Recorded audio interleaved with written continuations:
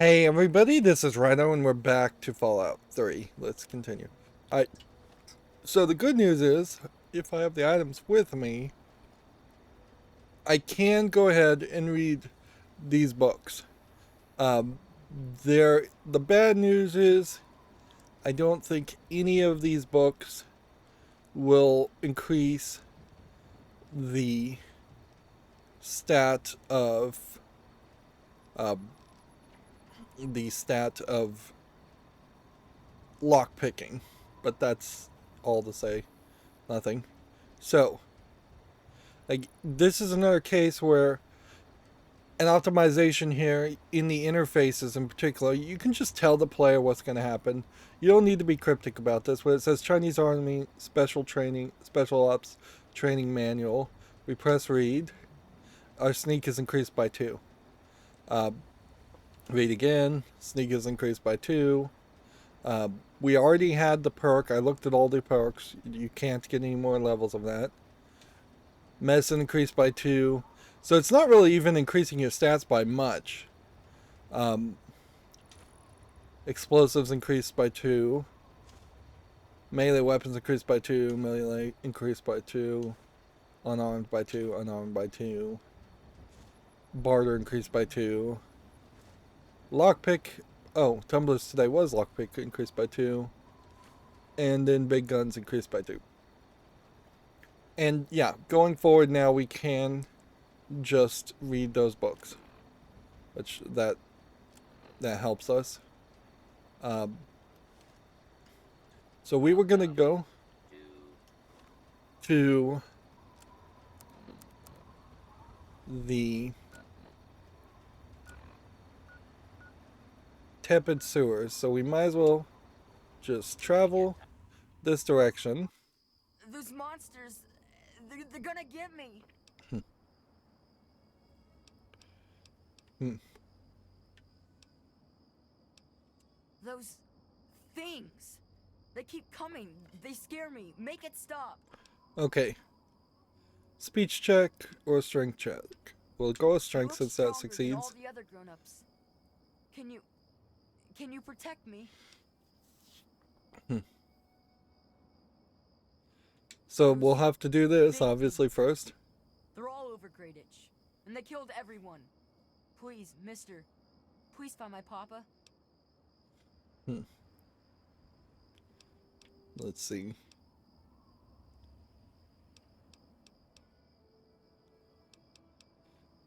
Look for the house nearest to the billboard. That's sticking out of the ground. It's pretty close to the diner. You can't miss it. You will? Hmm. Really? Thanks a whole lot. My house is the one closest to the huge sign in the old diner. That's an example of getting the Please, find my papa repetitive and make him come content. back. Hmm.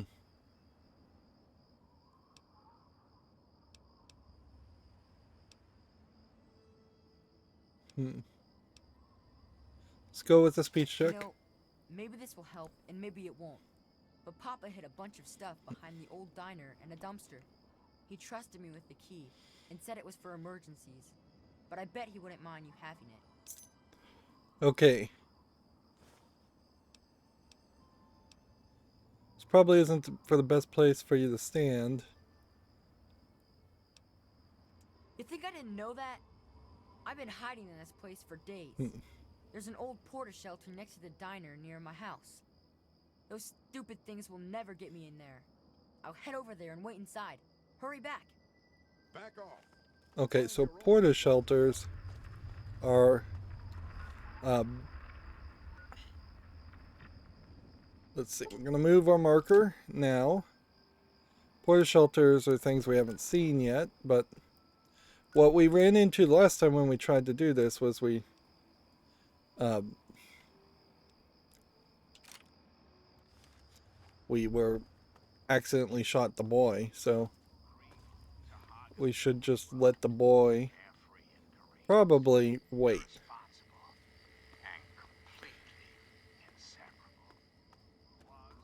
We can kind of follow him to Greyditch.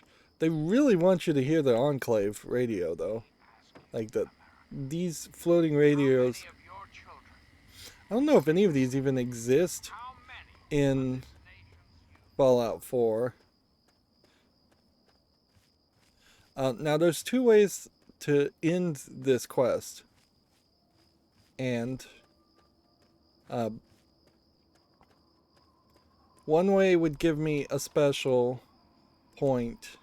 Yeah, and I only know this because I looked at it. In endurance, which I don't need. One would give me a special point in perception. So you probably want to take perception, even though, I mean, it doesn't kind of matter. Because then the bobblehead would be useless if we ever do find the endurance bobblehead, which is a bit but maybe this would be a save file that I'd come back years later and play some more of. Who knows? And that's kind of the problem, is that you don't want to screw up in the few places you can screw up. That being said, even the intensive training I took as a skill, as a perk, probably wasn't worth it. I don't know what other options were available when intensive training existed, but you can only get 10 of those, so I could get intensive agility up to 9, but I couldn't get a charisma and perception up to 9. Plus, there's a perk that would get everything up to 5. Anyway, so that I might be able to get everything up to 5 and then take intensive training to get everything up even higher. But then there's also an almost perfect perk at level 30 that you almost certainly would want to take to get everything up to 9. If you're going to care about any of that, which maybe you shouldn't particularly care about any of that. See, he doesn't run while I'm talking.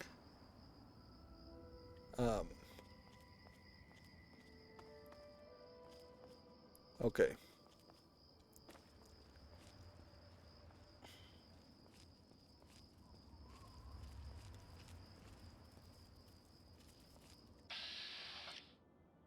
So I want to hit this fire ant warrior where it would hit him the most, which would be in the head.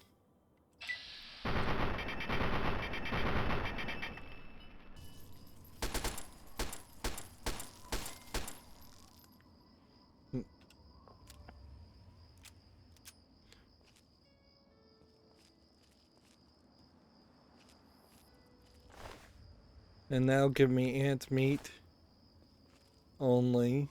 So we're going to be wasting a lot of bullets. Now, the thing that's the problem here is I don't know how to end the quest. To get the perception. So I'm hoping we can find an answer that would tell me that. Seems to be that there's a ant over here somewhere, but then there might be just some verticality to that.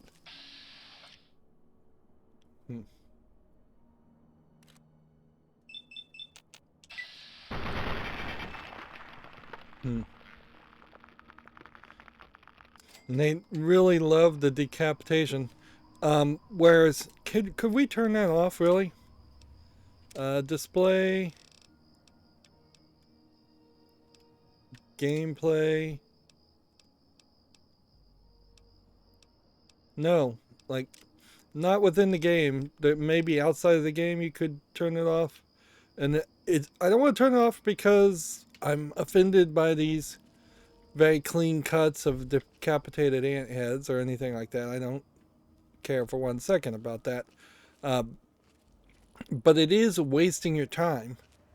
In a lot of ways, whether you have to use a mod or whether you can just do it externally in the launcher app that gives you more options, which I think you can just do it externally in the launcher app, it would save you, over the course of a gameplay, probably a good 40 minutes minimum.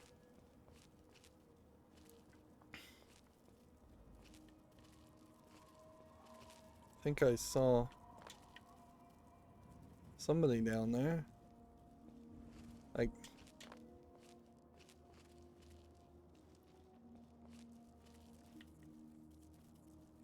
I hear ants.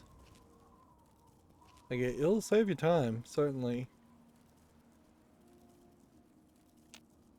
There's an ant in that general direction.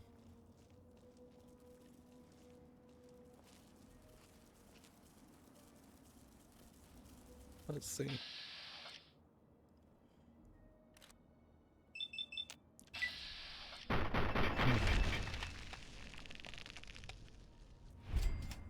I don't think these guys are really infinitely spawning or anything. I will say some of these button layouts have room for improvement for sure. Pressing B to come out of an area is, instead of B to reload, is a little weird to my fingers. At least it is right now. I don't know. Maybe I have played some games in the past where that's very normal.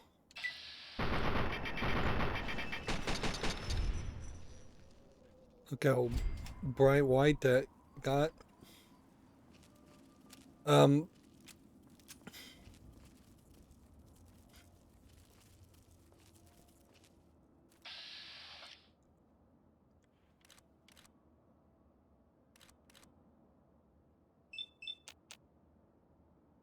Let's see.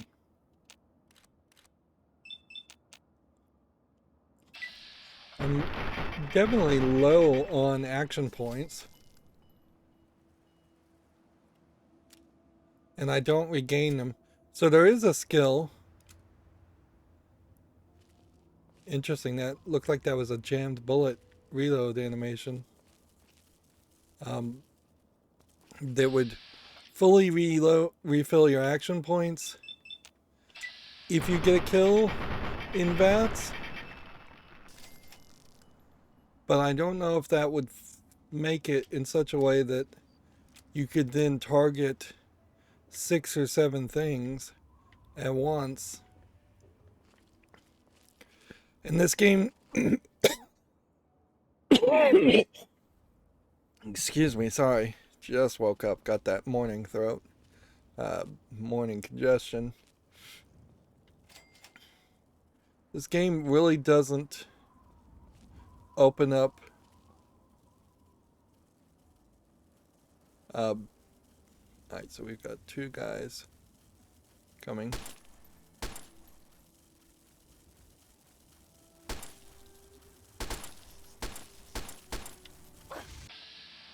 Darn it.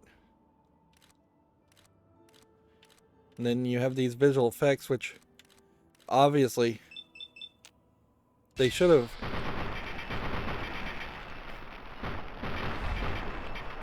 gotten rid of the visual effects when you're targeting things.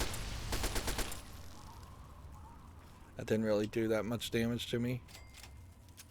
But yeah, it definitely does highlight that you have to be fairly long range from these guys.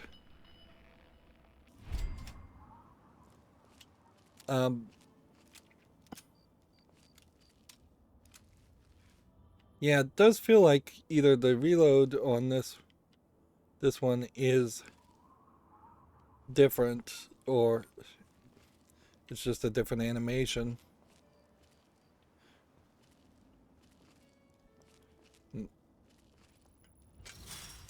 Let's go check out this station. Last station we found didn't actually connect to anything.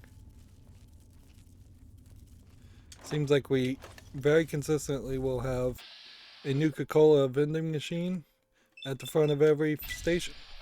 Which, okay, cool. That does tell me check out the stations and make good use of them. But I don't know if this is going to connect.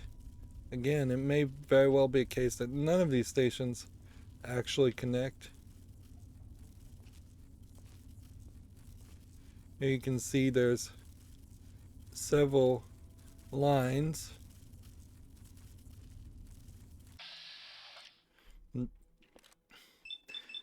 But if you just have to mentally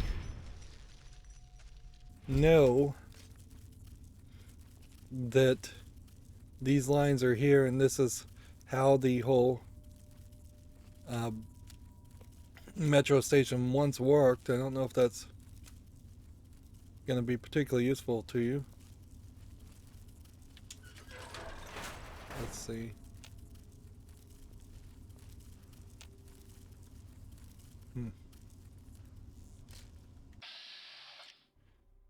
We have kind of an obscured shot here. So we're just gonna have to back up and wait for it to decide to come to us. I think I need to mute myself and just cough this out. One sec.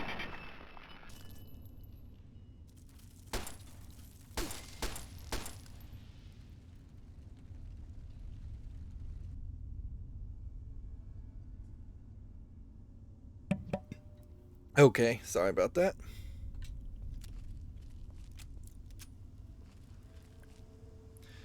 These fire ants really go to highlight where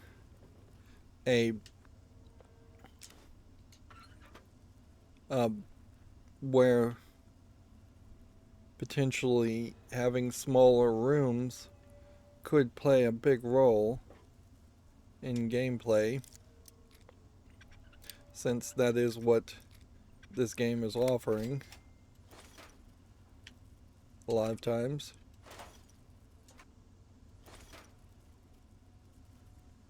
It doesn't quite make full sense that you would have a room here full of weapons, but I guess it kind of makes sense too.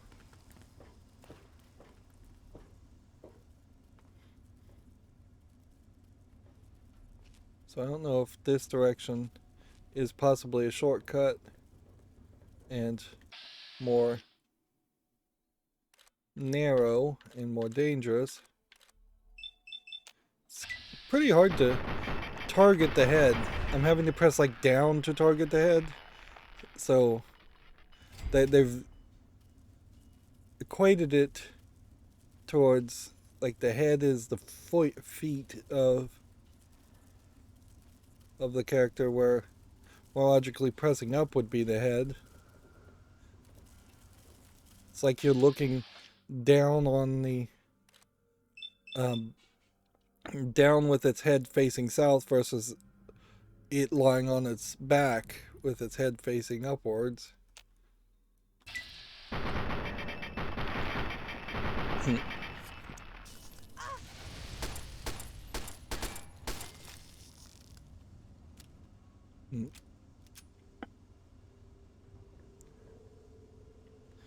But then they put you in this fire ant situation only with this quest, and you kind of don't see too many other fire ants.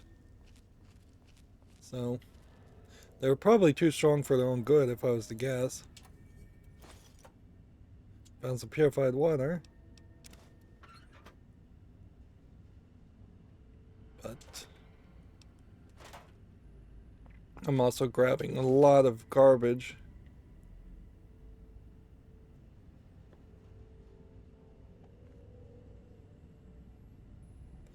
And when they put a couple different things on top of each other, it's hard to get around that. Also, I'd say it's kind of difficult to see.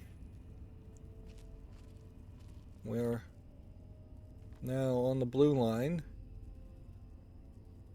which, yeah, this definitely makes us feel like this is a fairly large dungeon. If we started here and this would have gone here, then obviously we should go back this way and investigate this. Why can I not reload?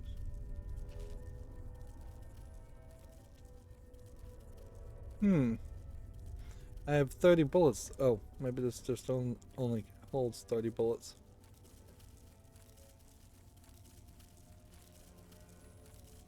I can see the radar. And I can hear them, but I can't tell if they're above me or below me. So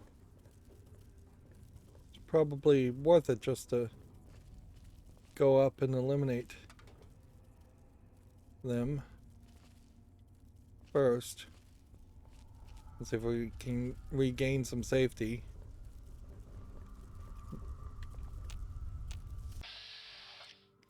Notice how the cursor had to actually be on the target before it even decided that I could.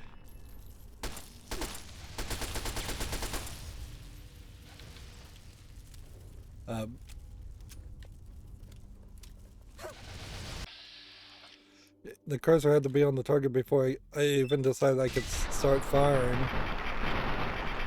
on them. Am I on fire? Apparently you stay on fire until you move. So, might be a lesson in that also.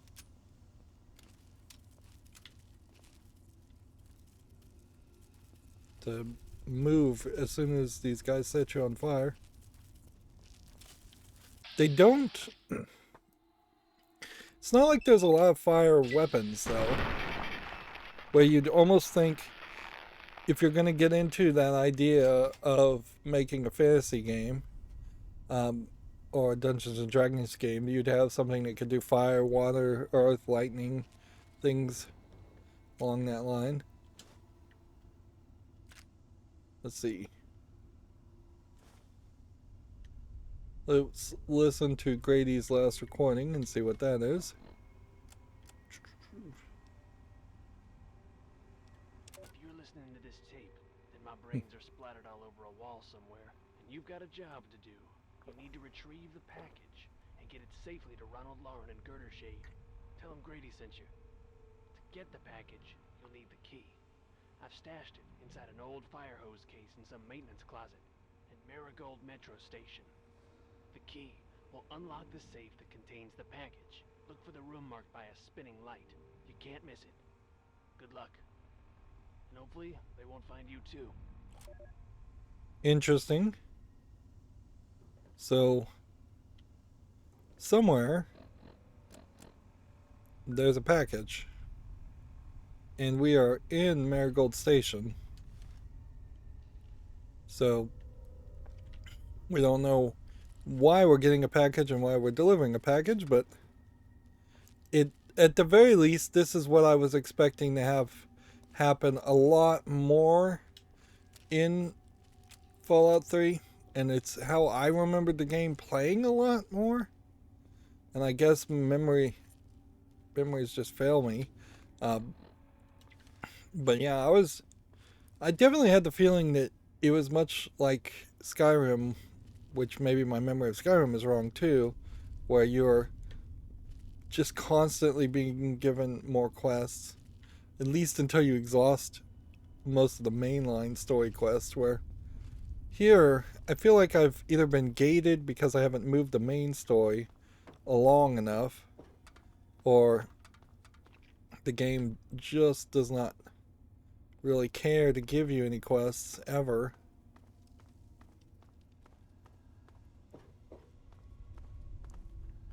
Right. I think we came in that way, and so probably would benefit us. Is it really worth trying to look for every single trash can and every single thing? Probably not. Let's see. So we have these two lines. And since they're separate, there is an argument.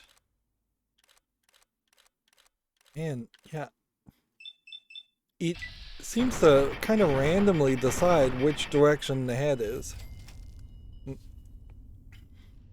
And I am getting like 14 XP when I stealth kill these guys before they start firing on me. where I'm getting less XP in general if they're attacking me. I'm not sure exactly what that's about, but I'll definitely take it.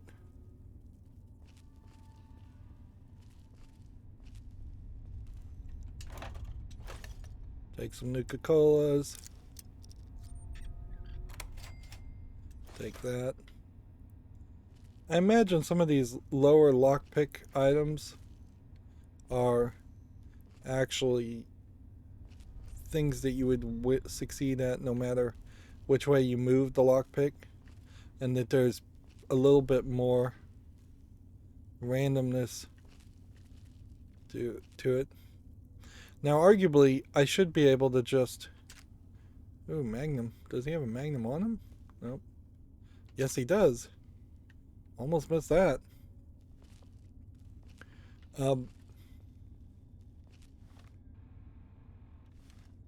Yeah, I imagine that the lockpick feature is much like the rest of the game in that your chances of success are often more generated around numbers than you would think. But that may not actually be the case. I've never heard anyone say it was the case. It would totally make sense if it was just an animation and not a minigame at all.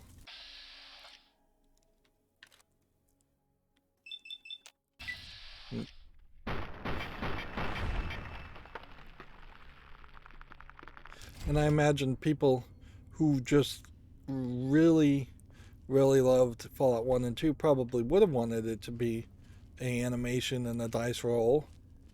But in all fairness, that is the fan base that is being abandoned here. Absolutely, and with no question that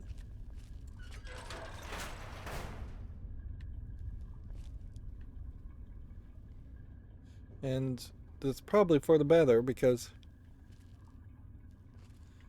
for better or worse, if Fallout was going to succeed for Bethesda and ZeniMax, it would have... Falls Church. Interesting.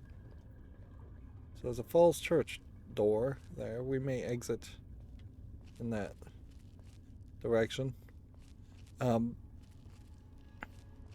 ZeniMax would have pretty much killed Fallout and never made Fallout Shelter and never made Fallout 4 and never made Fallout 76, which arguably maybe they shouldn't have made some of those games anyways, but they did, and at least it kept it alive long enough for Fallout to be in the hearts and minds of people until Microsoft bought ZeniMax, and now we'll have to see what Microsoft does with it as the parent company, if they do anything different, which is an if, certainly.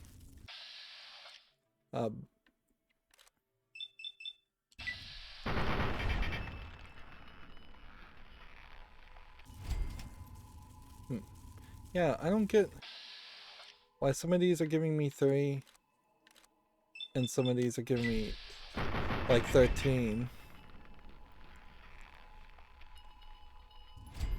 Seems kind of inconsistent.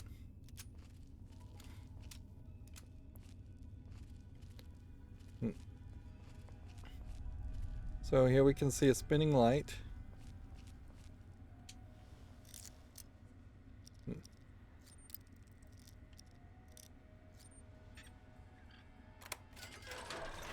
That gave us 33 XP instead of using the key, which wouldn't have given us any XP to get in here. If we couldn't have gotten in there, then that would have been the time to potentially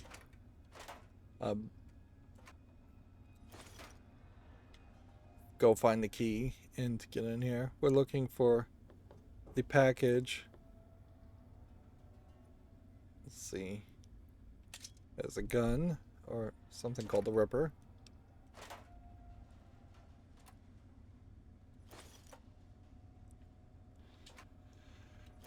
Hmm.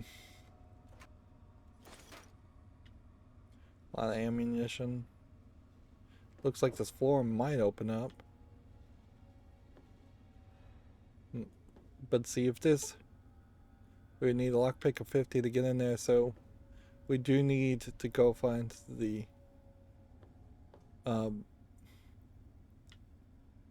hose. So where did he say the hose was?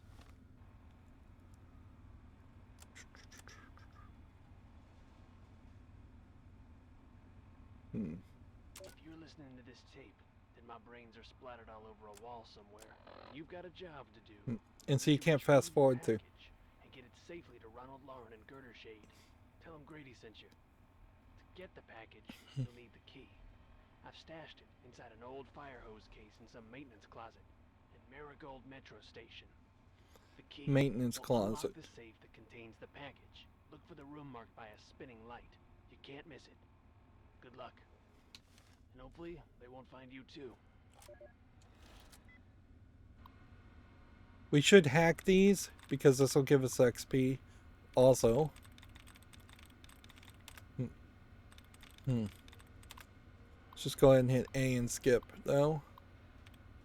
Okay, so you don't want repetitive things here. Parties. It's probably bad. Start with like ranking. I'll tell you 4 out of 7. So almost certainly it's ING. Denying is 5 out of 7.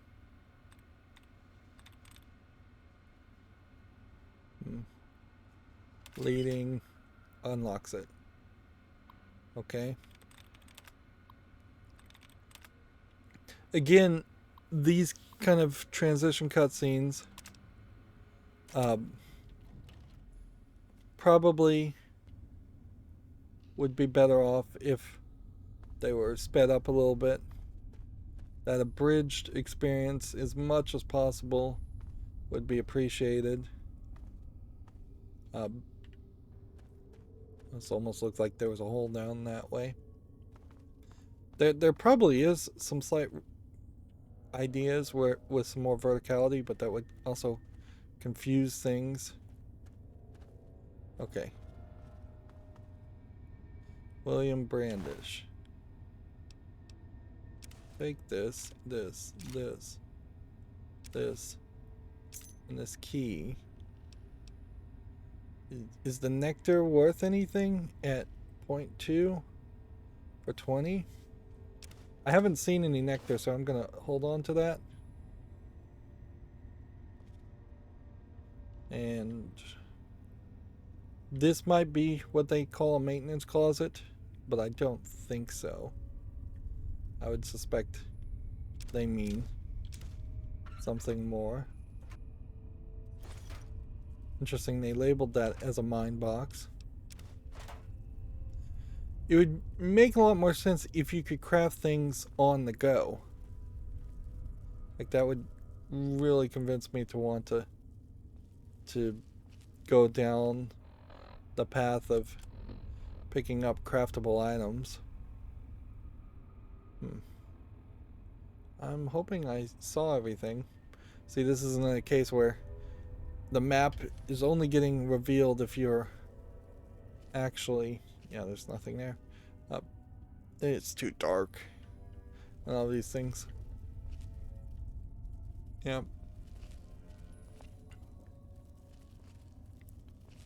So the map helps you find out if you haven't been in one corner of one room, which is helpful somewhat, but it is also just an example of... You startled me. You really mustn't creep up on people like that. Okay.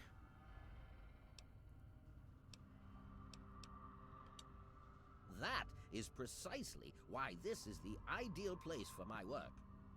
Do you realize you're trampling about in a delicately balanced and So I highly think this is the sensitive guy experimentation area? that is going to give you a quest, I think. My experiments are of a complex nature and would take a scientist to explain. Oh wait, I'm a scientist. How marvelous. My foray into reducing the girth of these insectoid creatures is of utmost importance. I intend to generationally reduce their immense stature by way of a pre-birth induced mutagen. Isn't that clever? So, we can do the intelligence answer. My word, you understand perfectly. How marvelous. So what's gone wrong?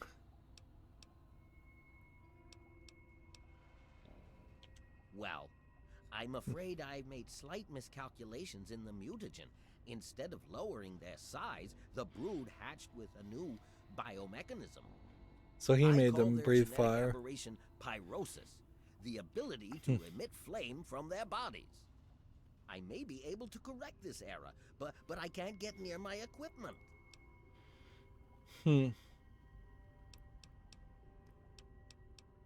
we want to just keep doing the intelligence option. Knowledge of experimental procedure surprises me. Indeed, I have skipped a step and directly modified an entire brood. Perhaps I was too hasty. I was so certain it would work. To correct this mistake, I'll need to get to my terminal to modify the mutagen. Let's see. Since you've offered, allow me to elaborate. My portable terminal is set up in the hatchery chamber near the Ant Queen. If I can reach it, I can continue to work on improving the mutagen. Let's see.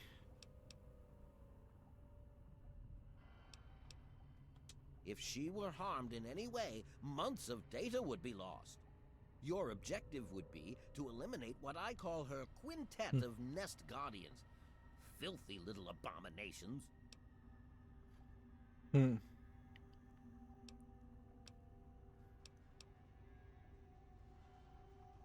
I've rigged the equipment at my portable terminal to emit what I call an inhibitor pulse.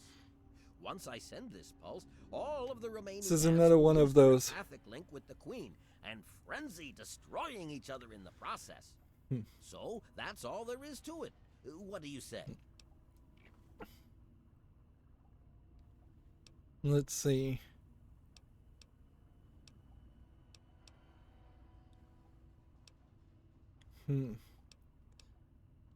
Yes, I suppose you're right. Science must learn to acquiesce to your standards in order to advance itself. This is an example where the dialogue should just be a long speech. But I suppose I could up the ante. I will also award you with my old lab coat. It served me well over the years, and you may find it useful for your own experiments. Okay. You will? How marvelous! Be careful, my friend. The nest guardians can be quite tenacious.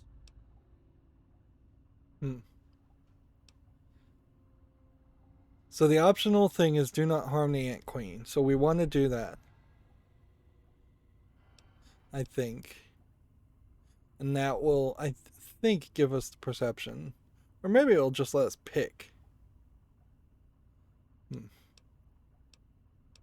Let's see. What else can you tell me about the fire ants? Well, the mutagen has enhanced their fortitude and provided them with what I call pyrosis, Like repetitive the ability dialogue. to emit flame biologically. They're quite radiation Really free, should however. just be. Well, as radiation free as any other mutated creature in the wasteland. Even if he made the ants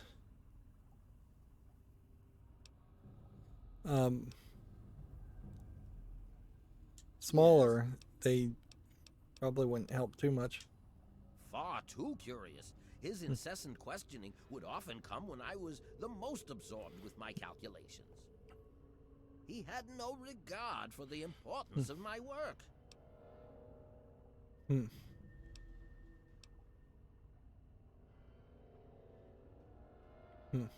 I can't risk leaving this place. I have to continue monitoring the hatchery. So this guy knows the little boy, but we're not really getting that connection. I have no time for children and their petty games. What do they know about the importance of my work? And this guy really does sound like the professor from Futurama. It's probably the same video game voice Finally, actor. A chance to recant my mistake. How marvelous. Alright. So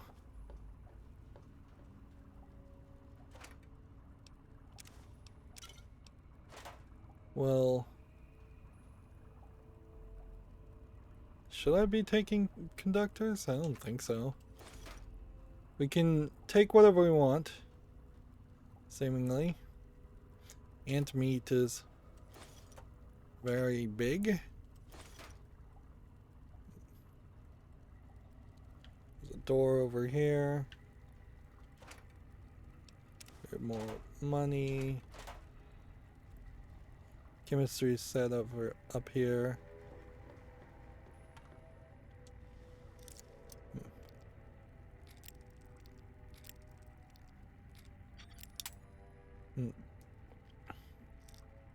Yeah, and you will just go through bobby pins.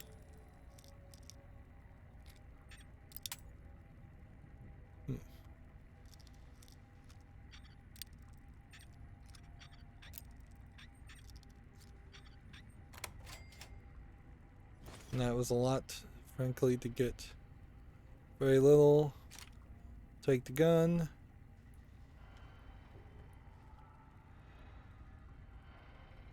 Toy car. More ant meat. If we have any pre-war books, we'd grab that. Noodles. And see, hacking into that is a bad thing because it's in red. Map-wise, we should see what's behind this door. Let's see if this forces you in a direction downward. Yes, it does. Okay, that's good to know. So it seems like what they've done is they've specifically made this so that you cannot possibly not run into this guy.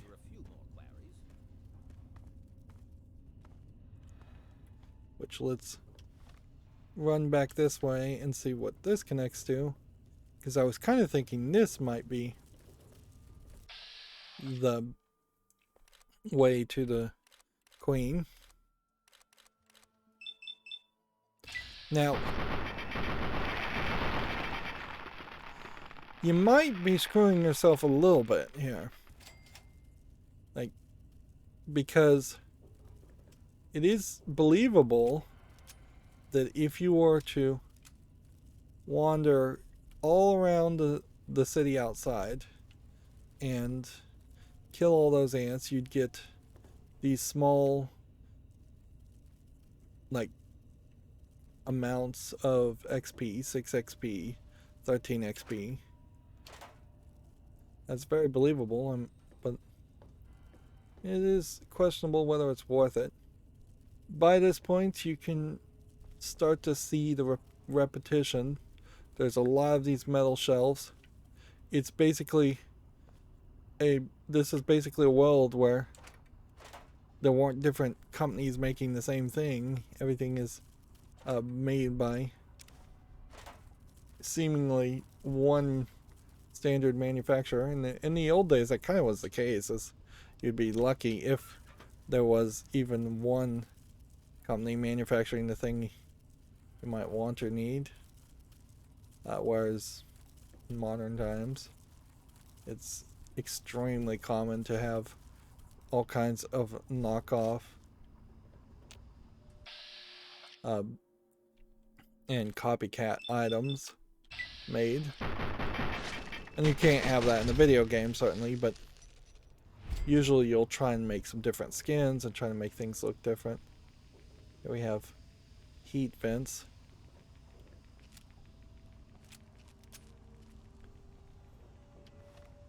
And yeah, we're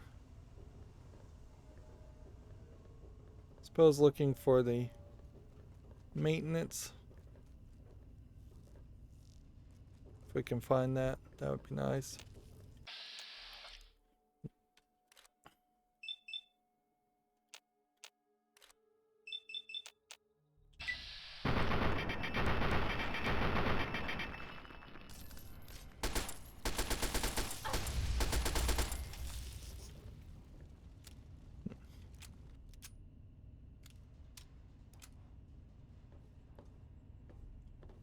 Yeah, we're still trying to find the maintenance shaft, maintenance closet.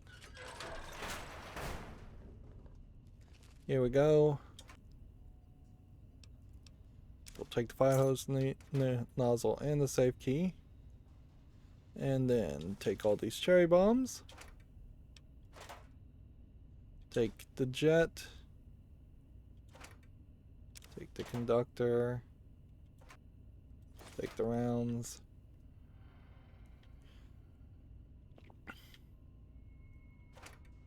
Yeah. There could be a lot more like bright red rust on these metal things, or they could just be painted and for some reason still be brightly colored painted instead of dulled. Like they're really committed here, obviously, to a color palette that is thematically accurate but incredibly visually boring. Like, and that's where the idea of perhaps if ants bled or walked on things and made them like glow a certain way, that might be a thought.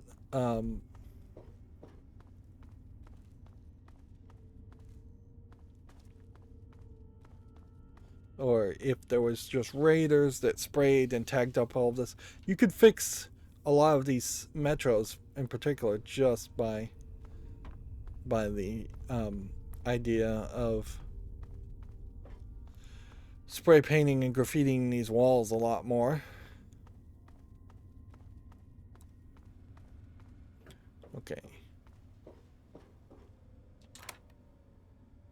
We have Naughty Nightwear, which is luck +1 and speech +10. So we might actually use that. It's a shame we can't mark that as an important item that can't be sold. I'm only going to ask you this one time. Give me the Naughty Nightwear.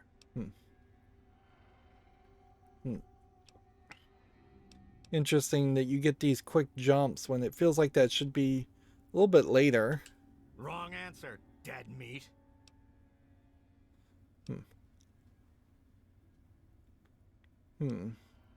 Okay. I warned you I was only going to ask once. Now I'm going to take it from you.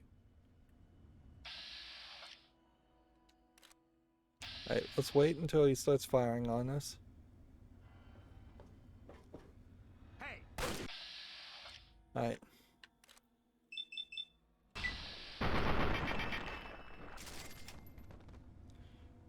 So, I don't know what the deal with the Naughty Nightwear is, but clearly it's important. But is that a quest? Like, it's not really labeled as a quest at all. And then, yeah. It doesn't feel like there's anything special we could do to mark it either.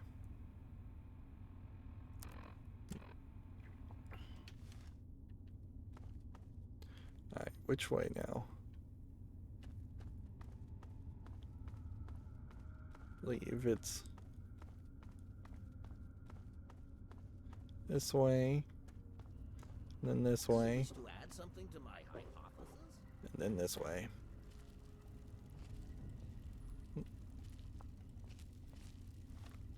Now I would just have to assume we've done everything else. We may screw ourselves out of getting that cache behind the diner and finding the boy, but yeah, we'll have to deal with that later.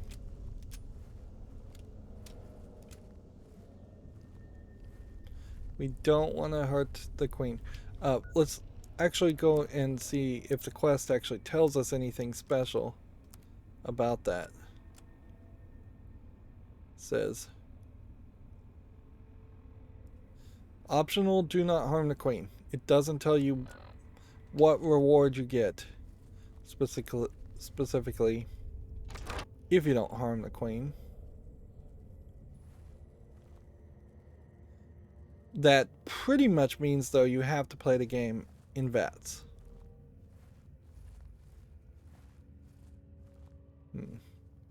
And this will kill and frenzy all the rats. I mean, all the ants, fire ants, in the rest of the city, so. Ant refuse pile.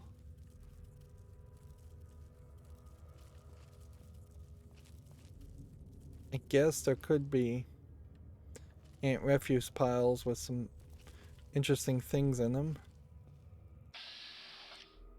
Nest guard.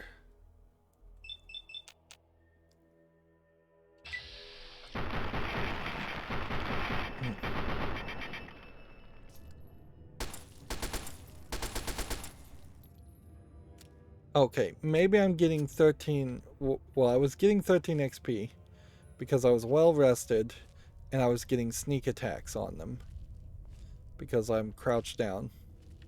Which in a lot of ways, you're just once again falling into the cliched situation of Skyrim in which you're turning into a stealth archer, regardless of how much you might want to play as a two-handed sword carrying barbarian. The game really does push you to that. In Fallout, I think it does it even better because very rarely are there going to be that many people that want to actually just use lead pipes or knives or sledgehammers. I think you could probably have optimized this game and removed all of those, and not too many people would have complained. So you get these little bits of glowing greenness, and maybe there should have just been a lot more of that. And I wouldn't be surprised if they wanted a lot more of that and they just realized that there was no way that was actually going to work on consoles, and then they dumped it down so that it had parity on the Xbox 360 compared to what a PC could handle. In all fairness, I wouldn't be surprised if they wanted a whole bunch more of these glowing green markers as breadcrumbs. I wouldn't be surprised if PCs of the time couldn't really have handled much more of that either. These lights act as kind of nice breadcrumbs, but you only see them here. And frankly, the technology of the halogen bulbs and the generators, not really Fallout-ish, not 1940s time frame. So I don't know if I've killed 2 of the 4 people, or if I haven't even started to take on the 4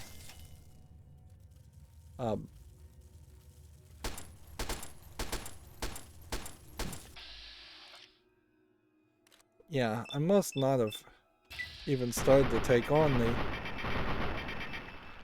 the real people.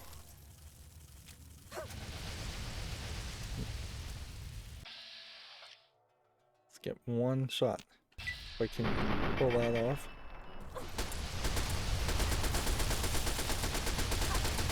Just unload on them.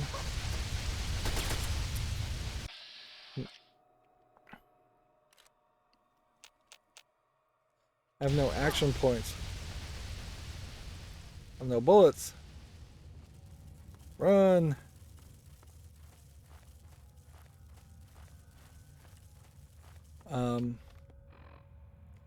Yeah, we're in trouble now. Okay, assault rifle. That's what we were using before.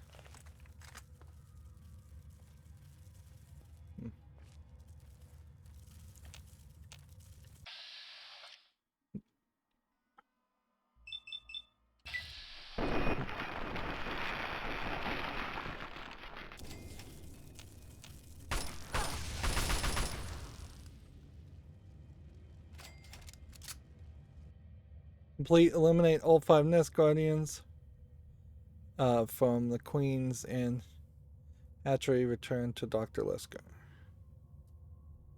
Okay, well, I think what we can do fairly easily here is choose the stim pack ourselves to get up, and then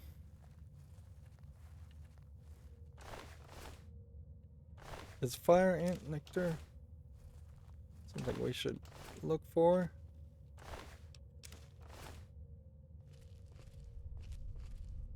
I want to see what the queen looks like.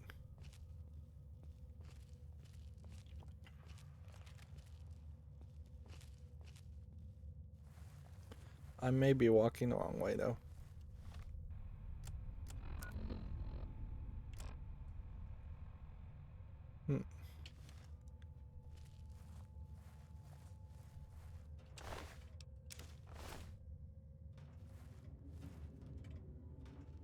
Okay, so there is a protectron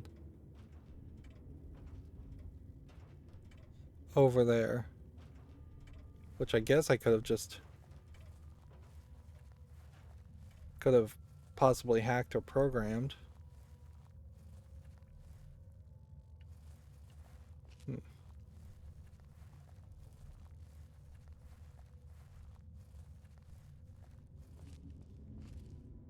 But yeah, we can see there's a giant queen over there, and there's a computer over there. I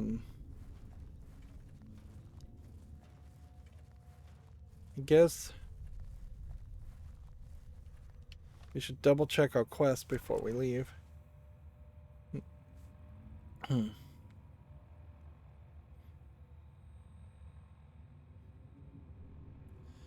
Find Brian Wilkie's father. Still something we're looking to do. I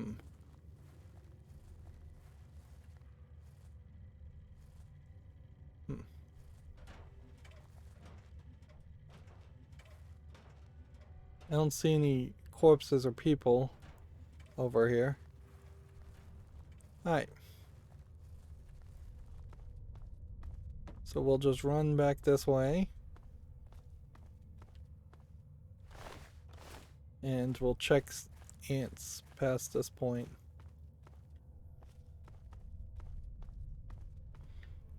For nectar.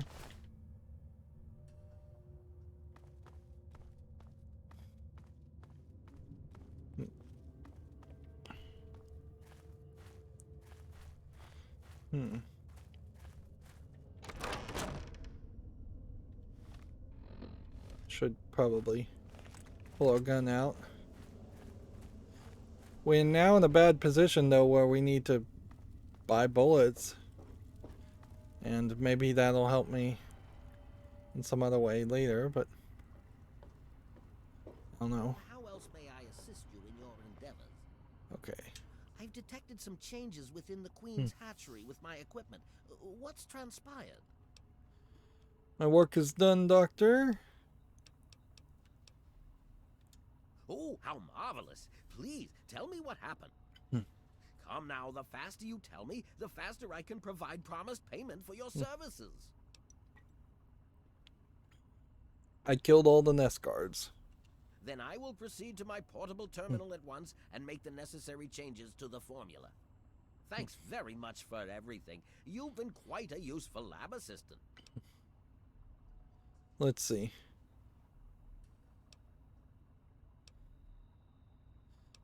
What should I do about Brian Wilkie's? You should take him away from this place.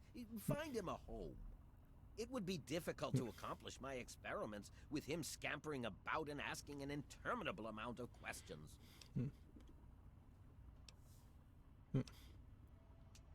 All scientists take responsibility for their failures because it comes with the territory. I will take this experimentation to completion without roosting on the moral high ground. If I allow emotions to enter the mix, all So this guy time and killed- energy spent will have been for nothing. You have We'll just your go through every ideas line and of I have dialogue. mine. I I'm down here to complete my experiments at any cost. If that means the loss of a few lives to save generations of lives in the future, it's a small price to pay. Okay. Yes?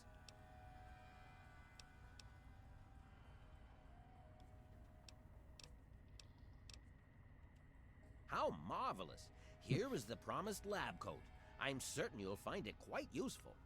Which injection did you want? Will it be the ant sight or ant might? Okay. So you do just get to increase your perception. So it just straight up asks you, okay. How marvelous! Ant sight it is! Hold still, please.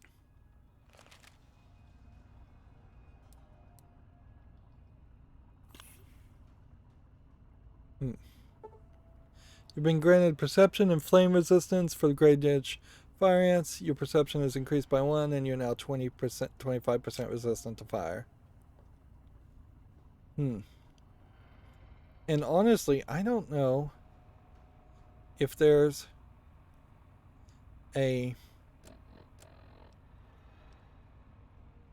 real reason to follow him back to where he's going in his lab.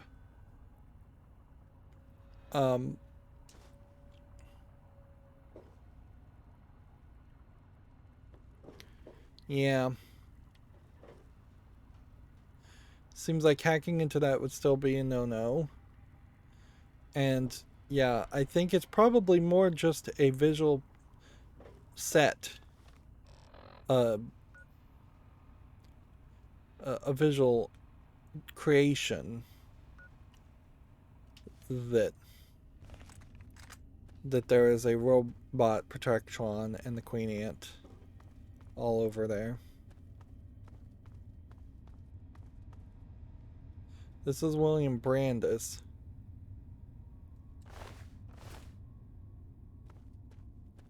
So that's not the guy. So let's exit to the church and then find out if we can find the father and finish the quest.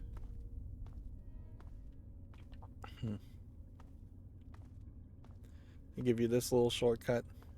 One thing I do want to see though is where are we on our weight? We actually haven't picked up that much. Okay. Falls Church Metro.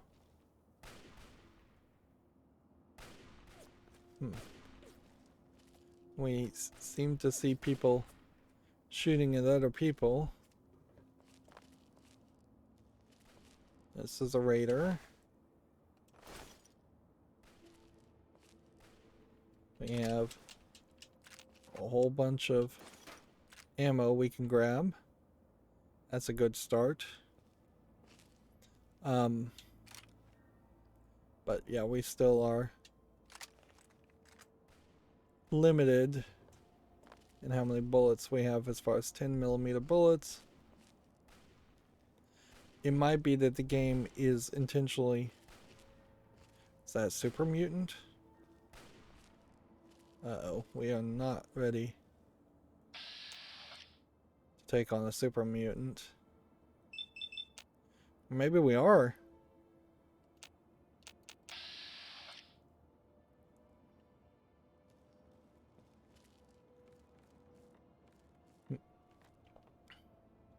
I wouldn't have thought we were ready to take on a super mutant.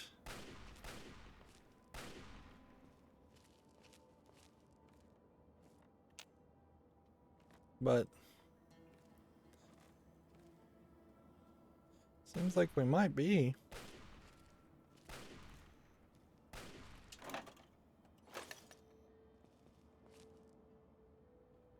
Super mutants generally are like the biggest... Where are we now? Falls Church? Yeah, we're in a completely different area.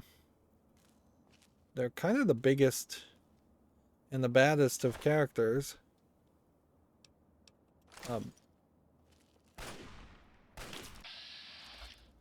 Alright, we've got 2 super mutants here. but they seem fairly weak. Maybe this is just because we are...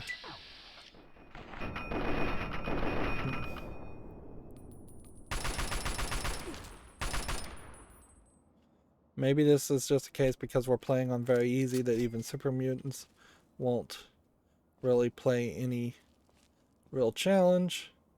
Which, yeah. Okay, fair enough. Like, I made my decision at the beginning of the game. I'm kind of regretting it now because this seems way too easy. I definitely recall when I first played Fallout 3, I was playing on something like normal, something much more something much more challenging than very easy. I wouldn't be surprised if there actually isn't a... Alright, so these are the personal shelters they were talking about. And in here we just have some... So gotta be careful here about what we're picking up. Otherwise we're just gonna close it. So it's really comedy here, the idea that a nuclear fallout would happen and you would just be able to like pay a quarter and stand in this personal shelter.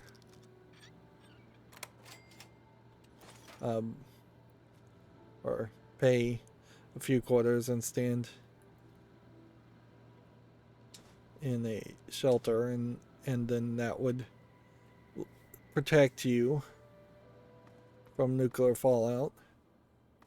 Although, ironically, it kinda seems like they did work, because if they hadn't worked, they wouldn't be standing. Alright. Yeah, we are deeper into the city. We're looking for the diner. There could be a lot of people all over the place. There could be a lot of things that have things in them. At a certain point, it would be kind of nice if you could just get away from that.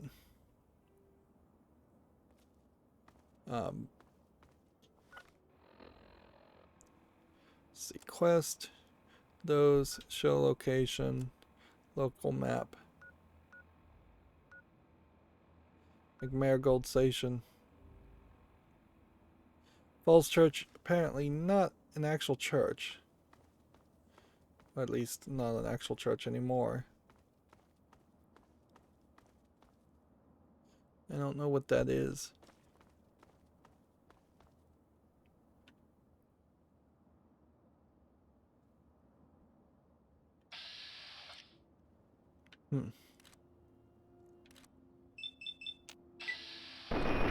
I didn't even see that super mutant.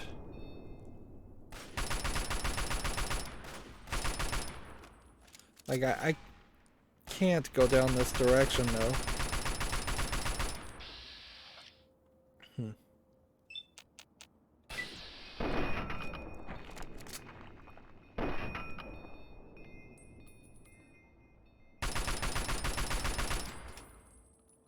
Like, I'm not getting a lot of XP, first of all, for killing these super mutants.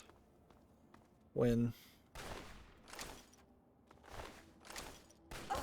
I think we gotta run.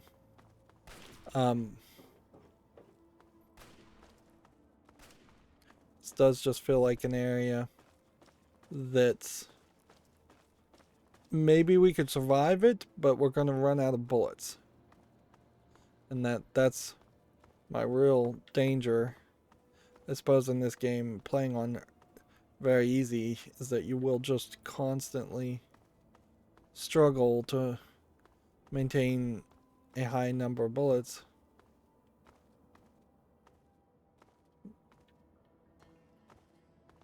So we'll go back through here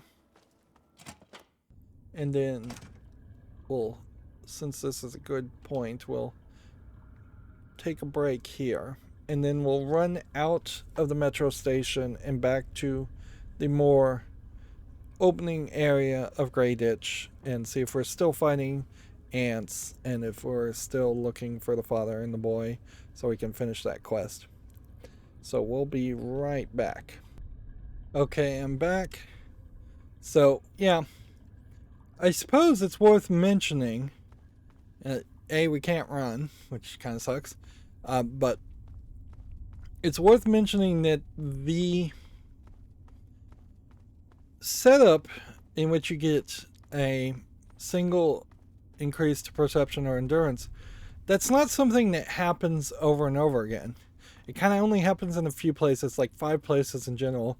And when you look at the rewards potentially on paper of what you can get, and you know that even with the DLC you can only go up to level 30 in Fallout 3, that it feels a little bit too much like a game that is actively trying to hide the fact that it's only a third of the way done. I may have to look at the map here. There should be something over here upstairs. But I guess you could always say that. Also, you could always say it feels like there should be more game here. But yeah, definitely the case that you run into situations where things are very unique stories instead of the idea that you'll just always have a quest that always gives you another special to get you up to level 10. There's also a lot of perks, so now our perception is up to 2, which gives us a bonus of explosives, lockpicking, and energy weapon skills. So now our lockpicking is at like 44.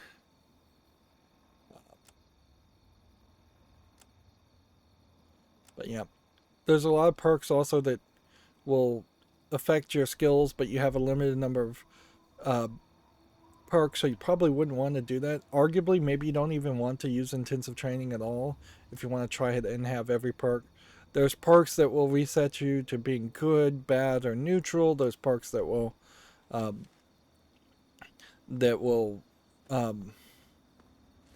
do a lot of different things that you just kind of wouldn't expect. And this game isn't really throwing you a nice bone in the sense... Yeah, I need to go this direction, I guess. Yeah, we'll now try and see if we can find the father.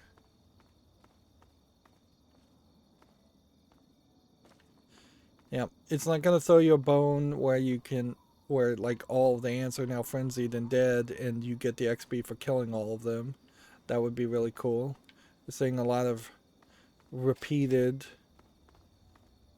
stuff here as far as layouts of buildings.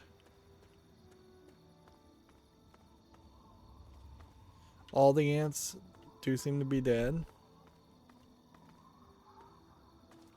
And yeah, this is just going to be a nightmare. I think the game is probably trying to tell you not to bother to investigate all these areas because they are just copy and pasted. And once again, that I think plays right into the idea of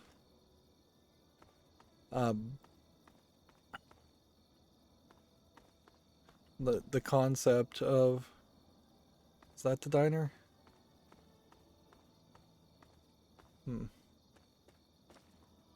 Okay.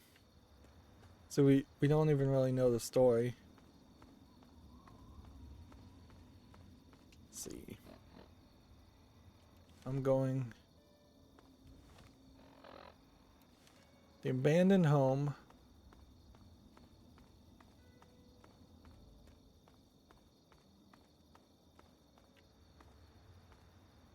is here. So let's see what we find in this abandoned home. And see if we can find the father. We may very well find that the father is dead. It's a lot of radios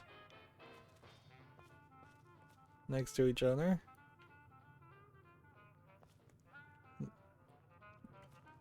We've never been so desperate that we've needed to actually investigate drinking water or even consider drinking water. We have a very small kitchen, which is something different. But it seems like almost every oven has an iguana on a stick and a pilot light, and that's it. Now there are some perks that we'll want to grab immediately. One is how many caps you find when searching things. Which, yeah, that would be very helpful because we're basically not finding any caps at all at the moment. So, yeah. Queen size bed. It's almost like a pun.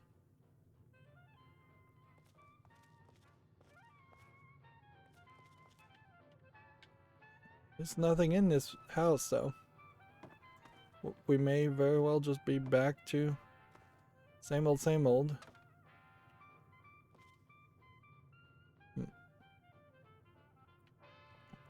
Unless there's going to be some kind of trickery where you have to sit on a chair.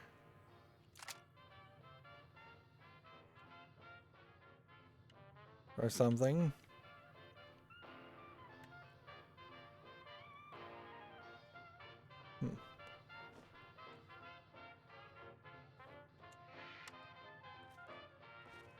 Unless there's some kind of secret panel that opens up here. I have wonder if a couple of these buildings do have like secret panels that open up to a lower area.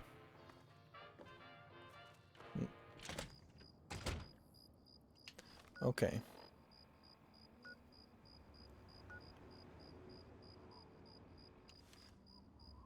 We saw the diner. We should have probably gone and searched the diner first.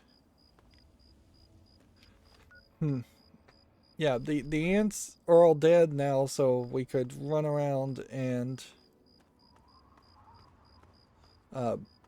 harvest their ant meat if we were desperate for money.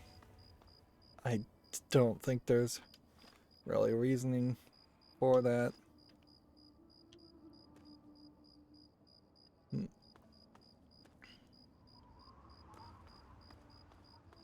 We're gonna have to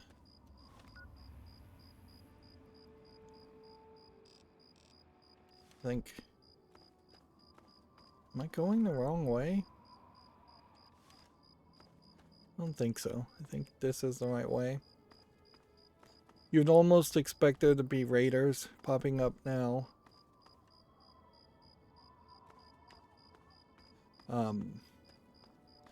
Or bloat flies or something.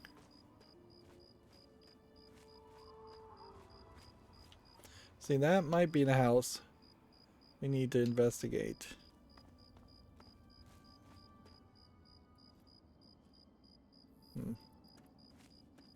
So, in this dumpster, we were able to speech check for that equipment. And so he's here. So that's where we finish the quest. Good to know. Find some more Nuka-Colas. Then they have this kind of subway style diner, which at one point these kinds of diners were built on abandoned subway cars. But then they don't use that anywhere else. You would have thought we would have seen that in 4 or 5 different locations. Recently built shack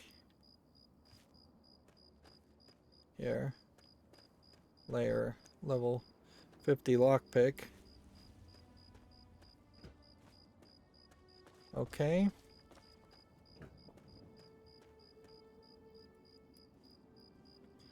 So how do I get into this shack if my lockpick skill is still too low?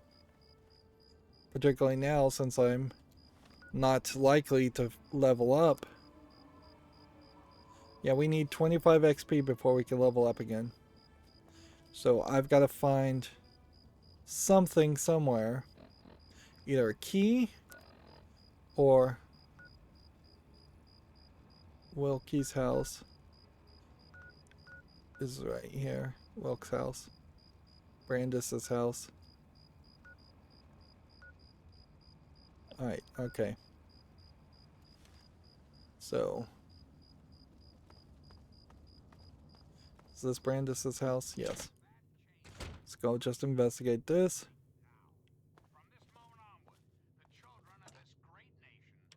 Bobby pins. I have some Enclave radar.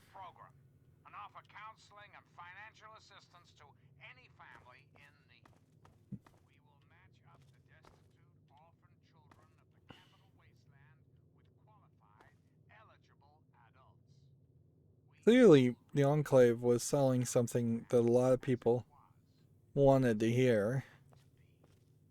Of course, he's promising quite a bit there to rebuild the Union bigger and better.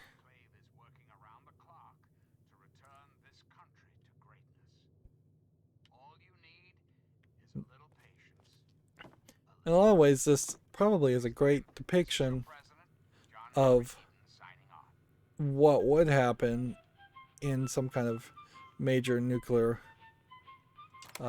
fallout. William Brandis was the guy we found in the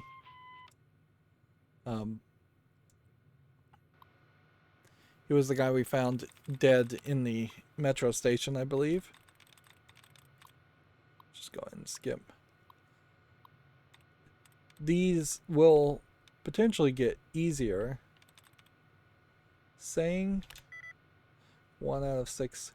Okay, well, then we know subtle should be our next one. 4 out of 6. Okay. Settle. And that got us the XP we needed to level up. So, yeah. Yeah, I lost my train of thought here. I would imagine it probably is a case. I don't know the month ordering that's happening here. Let's start with the top. Where if there was a collapse of the U.S. government, there would be a lot of, for lack of a better term, splinter factions.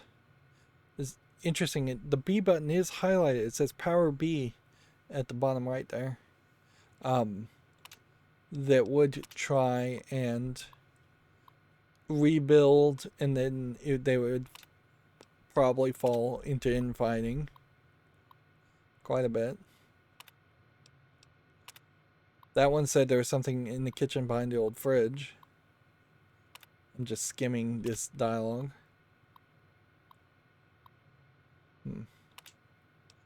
Sounds like this guy might be an Enclave.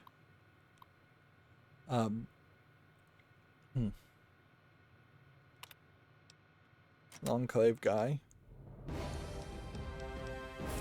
Lockpick 50, because we're not going to get up to, like,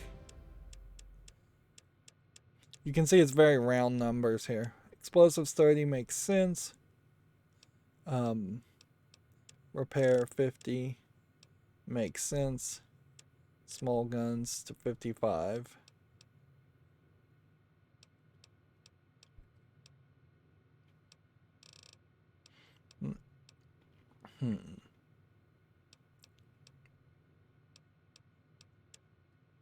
Yeah.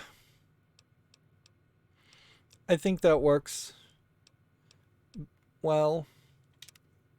Now is the real question. So we got to pick something. 10% overall damage resistance up to a max of 85%. So just more toughness, not a terrible thought. 50% less radiation when you drink from irradiated water sources. We've never done that. Using one-handed pistol, similar one-handed weapon, your accuracy and VETS is significantly increased. That would be nice, but I don't know if that's really that important. With Fortune Finder, more Nuka-Cola caps than you normally would find is obviously the perk to take. Bloody Mess is really just 5% extra damage plus a visual change, which, like, frankly, is just going to make it slower to play the game.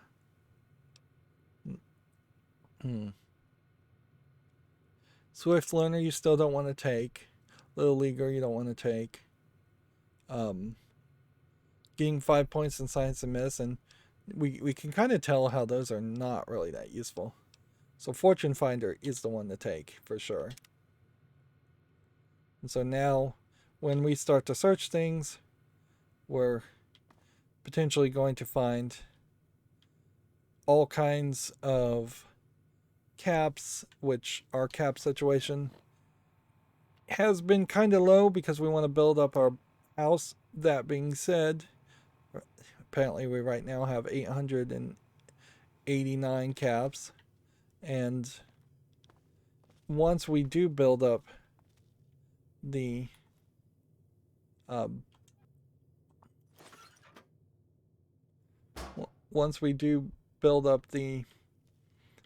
house in Megaton, I'm not sure you're ever going to be given anything else that you can interact with, or any other houses to build or anything like that. So it may not really be worth as much as it seems to have a whole bunch of caps. The strategy guide I started with said you're pretty much never going to have a problem with caps anyways.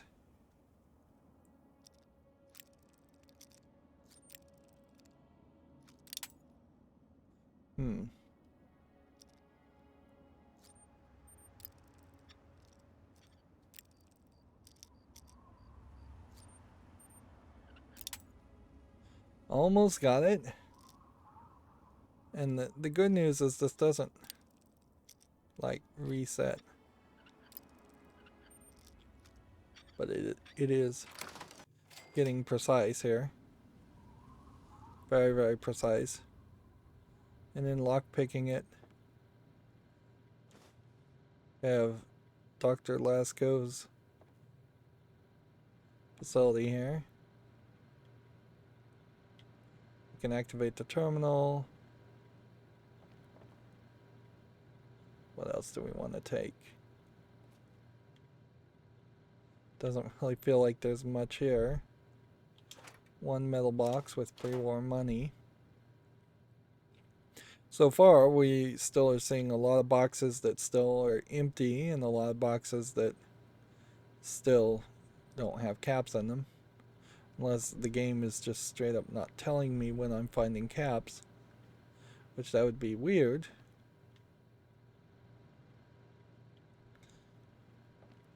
Because clearly I'm picking up caps somewhere. And let's see. Personal notes.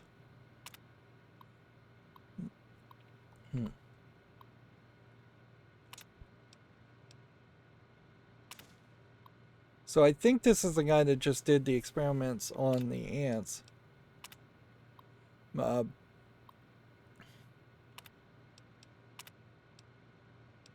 So if the robot right now is out of range.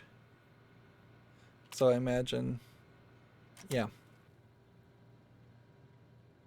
Seems like I would have to get the robot back to this connected terminal if I was going to program it. Which, either that's a different way you take on the robots, or that's something just for later.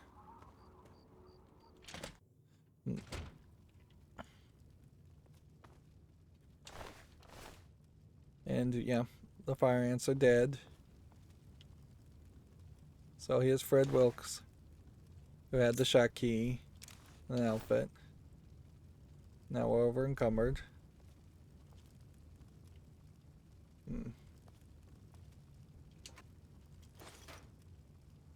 let's see, Chinese assault rifle, rounds.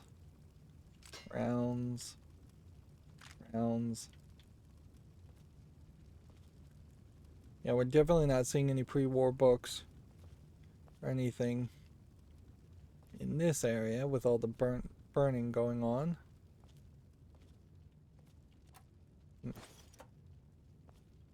Well, over encumbered, and we'll deal with that in a second. Although, in all fairness, we probably could just deal with it right now.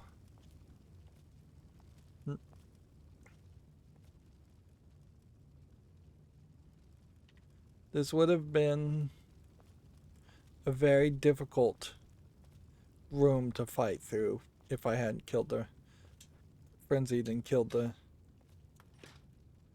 things first, the fire ants.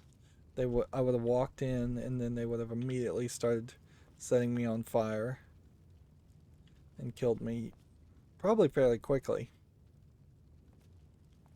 Let's see, let's go back to our stats. We're at 889. We should investigate by when we actually get caps, by looking around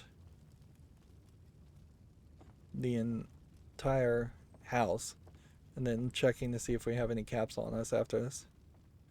Here our character. Still don't really ever get to play in third person mode.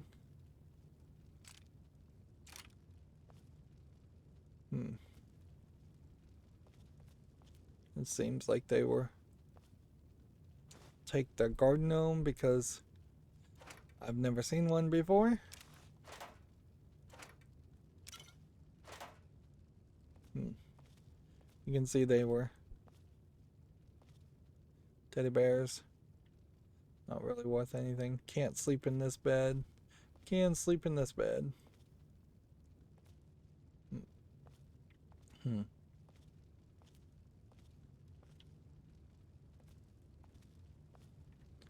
So yeah, they don't strike me as being particularly well off, which doesn't mean anything. Alright.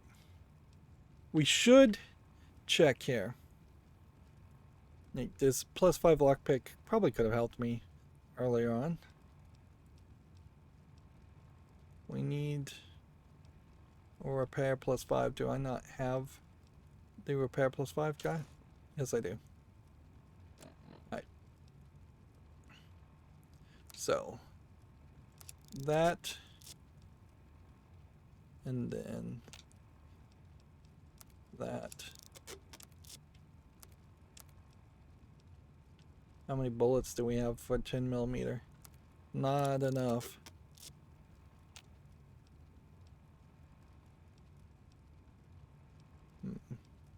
Chinese assault rifle apparently is better quality than a regular assault rifle, so we should hold on to those.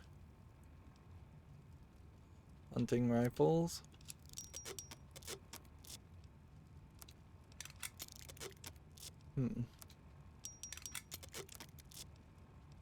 Laser pistols. Only one missile launcher. Repellent stick. Ripper. Scoped magnum. We'll definitely want to hold on to that. Alright. This lab coat has a radiation resistance of 20 and a science of 10. It's not innate wear. It's something. Let's see, what do we normally wear? The Badlands armor with a damage resistance of 11. guess. So that gets it up to 13.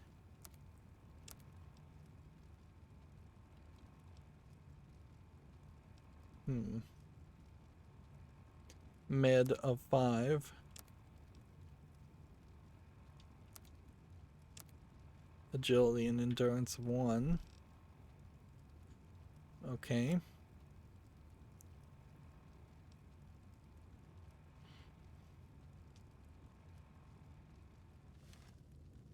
Alright, well, that will help us for a while. Let's see. Helmet on. Armor on. Can't even tell if I have the helmet on though. I think I have it on.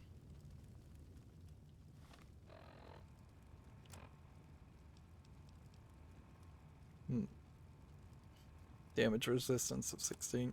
I probably have a lot of junk.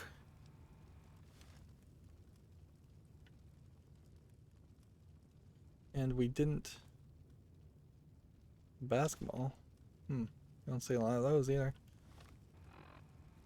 Yeah, we're still at 889 as far as the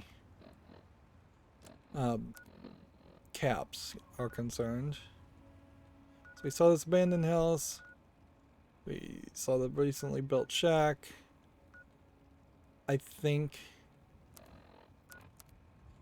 in a lot of ways we're going to end up just only going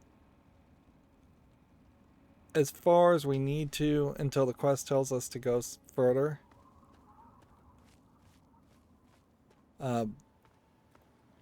Now, can we adopt this kid?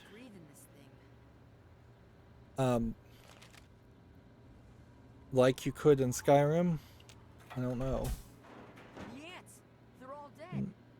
Every single one of them. Yeah, let's talk to him. It was so weird. All of a sudden, the ants went nuts and started fighting each other. It was like they were totally crazy. Part of the problem is how they animate this. They kind of put a black outline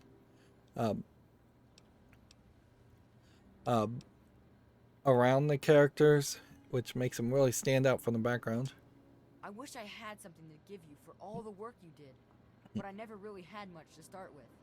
I guess now you'll be on your way, and I'll have to try living here by myself. Hope you'll come back and visit someday. Let's see. Let's try and be nice here. Really? You mean it?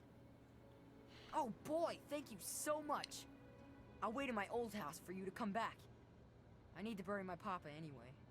Just don't forget about me. Let's see. So now we need to find a home.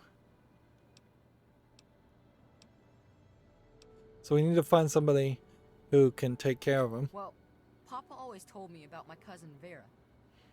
She lives in some big giant ship somewhere or something. Papa called the place Rivet City, but I don't know where it is. It's gonna be a while. No.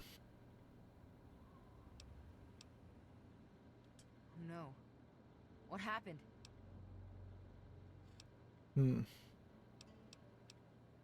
Yeah. I snuck back home a little while ago and found him laying there. I guess I already knew anyway. I just needed to see for myself.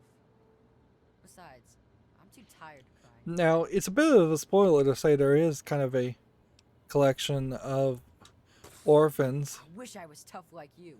that that live together in one of these settlements. Okay, so we now have this quest, but that quest honestly is going to take forever if we have to go to Rivet City. Like just a ridiculous amount of time. Instead, what I'll think I'll do is place our marker here to go to the tepid sewers, because that's where we started this whole journey and we got sidetracked. And that's kind of what I remember as far as how all of this went. We may want to just specifically run to tepid sewers and then and then fast travel back to Megaton and then run away from I mean, I guess it just depends if we can get into tepid sewers and use the repellent stick 7 more times on mole rats and then go back to Megaton, then that's the only thing we really cared about as far as tepid sewers for the moment. Meanwhile, we can kind of try and fill in the local map. I don't know if I can actually cross over, though. I don't think I really can. This whole Gray Ditch area is kind of an enclosed area. I didn't realize that the diner and the shack were all over there. Yeah. I have to say, pretty bad design, because you walked in here, almost everyone's experience is going to be walking in here, being attacked by an ant, and then you're going to walk and you're going to just be looking forward. You're not going to look over here per se, or at least you have a 1/3 chance of looking to the right. Right almost always subconsciously means side quest in RPGs, where this is main quest stuff. This clearly should have been on the left. And it's kind of crazy to say that so concretely, but it's true. Like, statistically speaking, they always put the side quests, or almost always, or maybe we'll just limit it down to mostly put the side quests on the right side. And players for decades of dungeon crawlers, text-based adventures, have been trained to always look to the left for main quest. So I went this way, looked here, saw nothing. I looked this way, didn't really see anything. I totally missed that the diner was just right there. I guess in a lot of ways, this is the main quest going this way, because you kind of have to go all the way around to the metro station, but yeah. I feel like you probably would have wanted to gate some things off a little bit better and make it just a little bit more linear. Anytime they do something here to try to make the game feel like it's not linear, it kind of fails very quickly, because this game really only does have like one way it wants you to play it. We're still seeing a lot of these dark sections. And then I'm having to rely a lot more on the map than I feel like I should. At a certain point, it probably should be, instead of a radio in the lower left hand corner, there should just be a straight up map. Or a radar system instead of whatever you would call this dial system.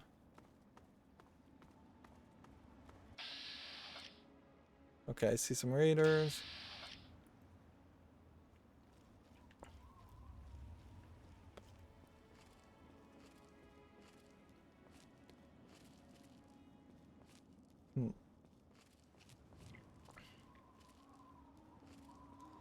Is there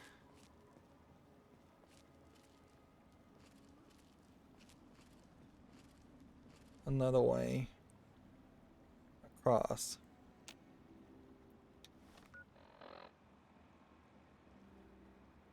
Hubris Comics utility tunnels.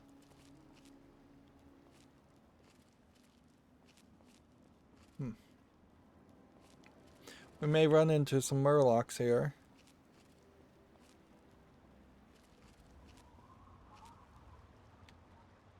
Oh, we have an outhouse.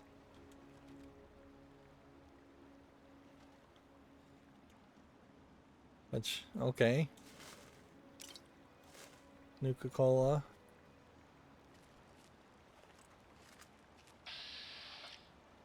Grandma Sparkle.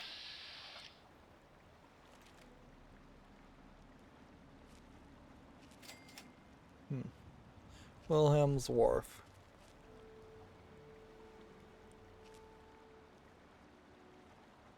Okay.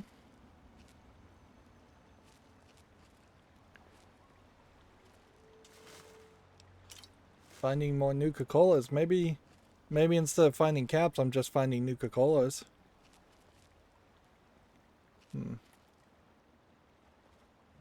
Grandma's cooler. And let's just talk to Grandma Sparkle. Well, look at this. We got us a wanderer all the way out here in Wilhelm's Wharf.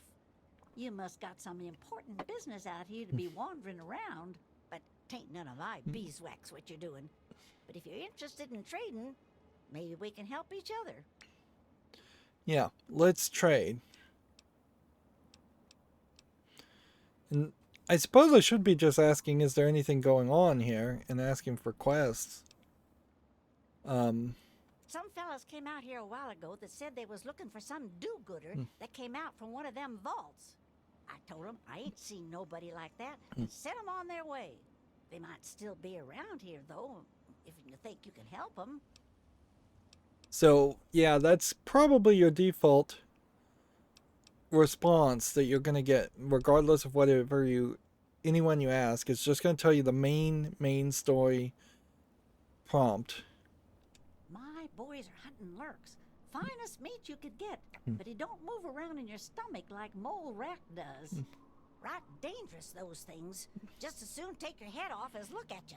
Watch yourself out here. They're all over. Okay. Straight. Always good to hear. Let's see what you got. Okay. So, she's got 10 caps. So, unless I was going to buy something for a value of 30, and then come over here and find some fairly useless things that are very heavy and very low value, such as blood packs. There's a vampire perk you can get that will give you 20 HP with blood packs, but they're still not going to be really worth it.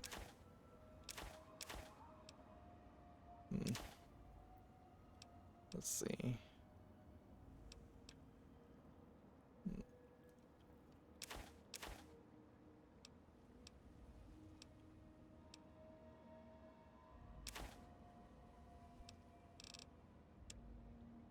See.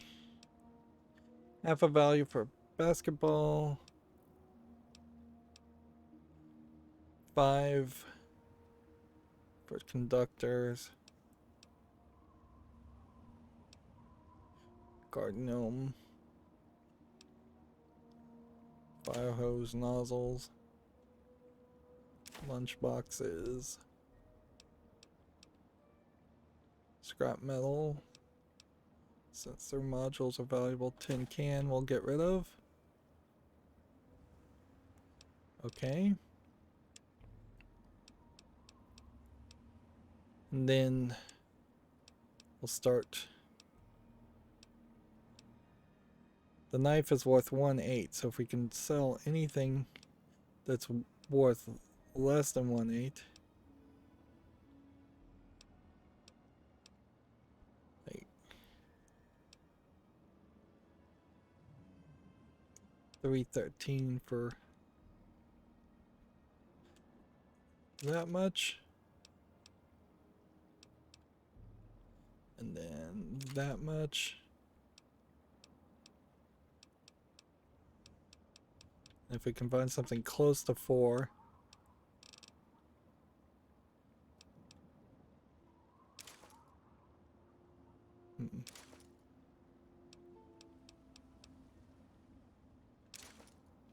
Alright.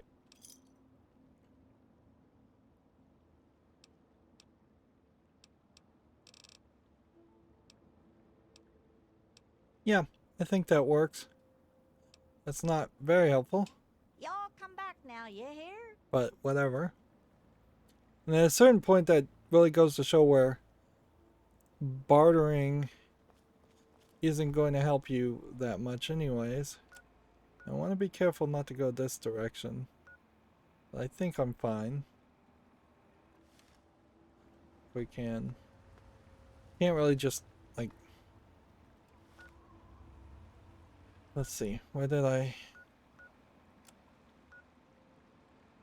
miss the utility tunnel? Let's go check out that utility tunnel. Wouldn't be surprised if it is just Murlocs. It's probably just a sewer grate somewhere on the ground, and that's why I so easily missed it.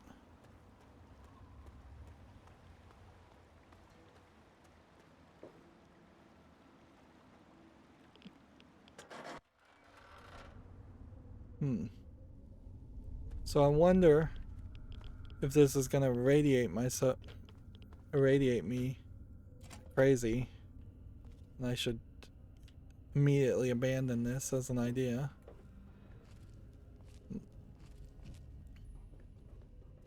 Oh, we also have like that side quest of delivering the package. I don't know if that is still a thing. This could be the 5th time I've forgotten the code to my desktop terminal. I really must learn to be more organized. The password for my terminal is Formicidae. How hard could that be for me to remember? Note to self, destroy this holotape as soon as move to new lab is complete. Alright. If you're listening to this tape, then my brains are splattered all over a wall somewhere, and you've got a job to do. You need to retrieve the package and get it safely to Ronald Lauren and Girder Shade. Tell them Grady. So we don't know what Garner Shade is. Package. You'll need the key. I've stashed it inside an old fire hose case in some maintenance closet at Marigold Metro Station. Alright, so feral ghouls The key will unlock the safe. we can take out. But the fact that we're seeing feral ghouls Marked by a spinning light. does Can't miss it. Good luck. imply that this is going to be a high radiation area. Bottle cap on him.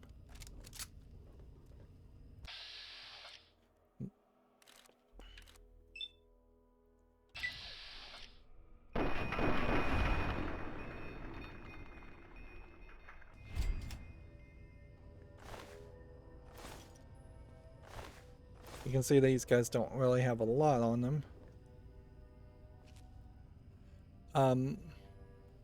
So feral ghouls are effectively zombies. That's all you have to look at them as. Unlike Gob. And there's just no telling how.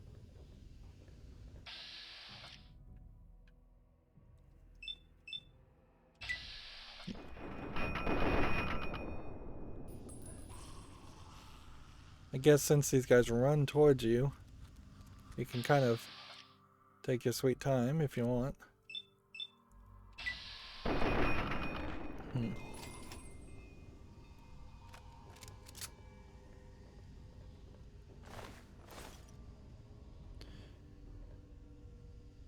See, it almost feels like you had to get into a new dungeon before I started getting the perk with the money. I have really no reason to be here, but whatever. Another dungeon, another place to grind up and get XP. Another great way to get distracted. Assault rifle ammo.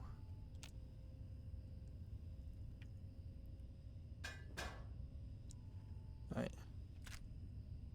Stealth boy. Bottle caps, bottle caps, bottle caps, bottle caps. Purified water.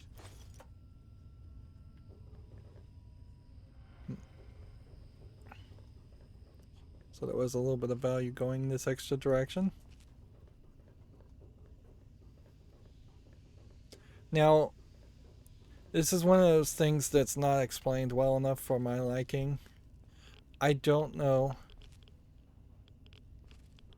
if we are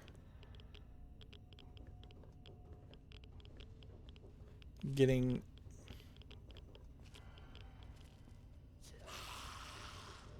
like, I don't know if the story is that feral ghouls are the people now when they hit radiation, or if you became too irradiated you'd become a feral ghoul. I know you can't play as a feral ghoul as a class, which it would kind of make sense in Fallout 4 if they had opened it up in that direction and you could have played as a feral ghoul if you wanted to, but they didn't go that way.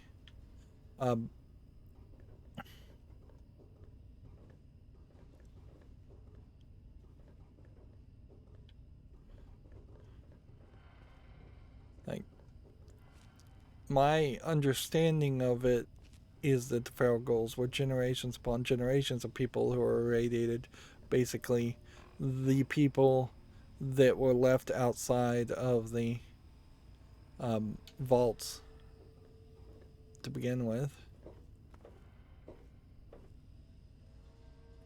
Alright, well, definitely do feel like I'm going in a bit of circles.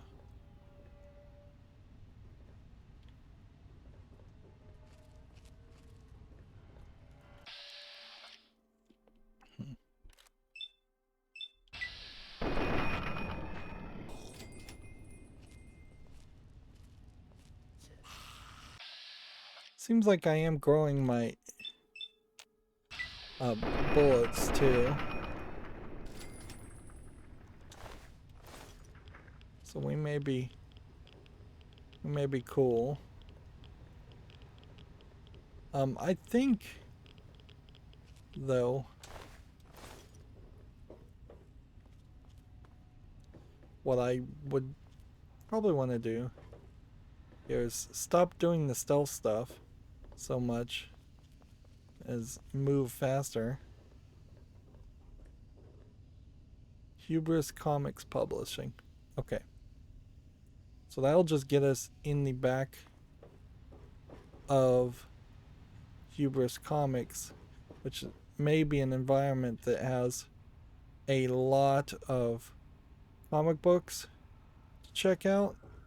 And yeah, early game increasing of the stats will probably be a lot more beneficial, even if we are just getting like 2 stats here and there, than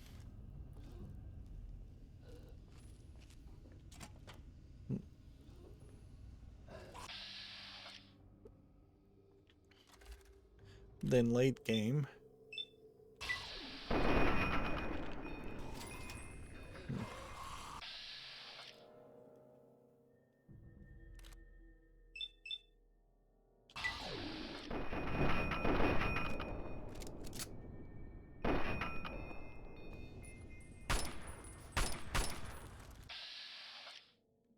A lot of guys here.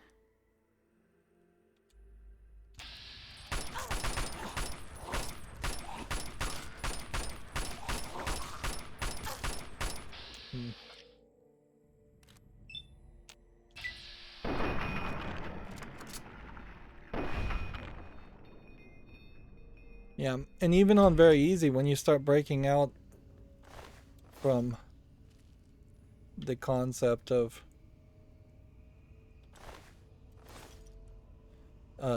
using VATS, the game falls apart completely. You just cannot play it that way.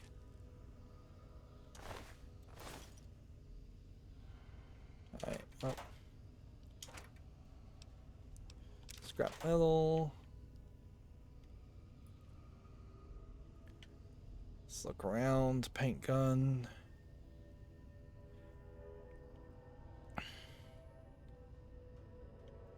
Yeah, I don't know how in QA.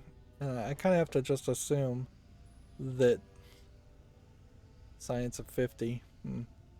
What is our stats as far as science? Yeah, we're nowhere close. Where we could have activated turrets, I guess, to clear out this room. And theoretically, I guess if you just needed more XP, you could have... You could come back to these kinds of terminals and hack them again later. But you'll almost certainly never do that. Anyways, what I was saying was, I don't know how, if they really did any QA, which I kind of feel like the kinds of QAs that Bethesda does for their games is not the right kind of QA, quality assurance, because they're just obsessed with making everything procedural in the same way that Google is kind of obsessed with making everything run by artificial intelligence. You would have had to have gotten the feedback that coming into a room like this and just having a ridiculous amount of metal boxes at a certain point becomes a speed bump to progress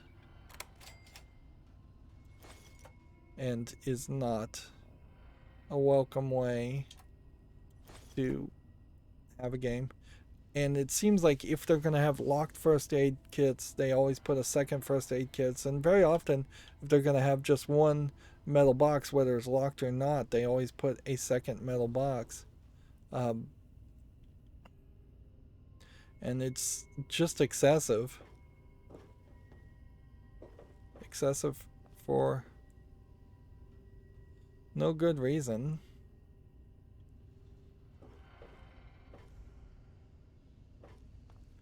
I guess this may have been an experiment also on the idea of, can you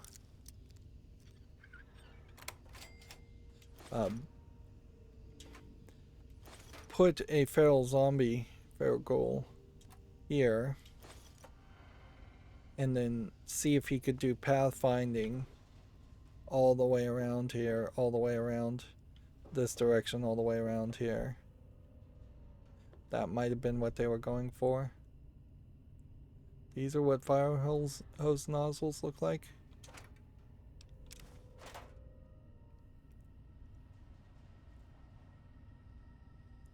And see if dog meat or your companions were a little bit better and they could just scan a room and tell you, yes, there's nothing more in this room to collect as far as scrap metal.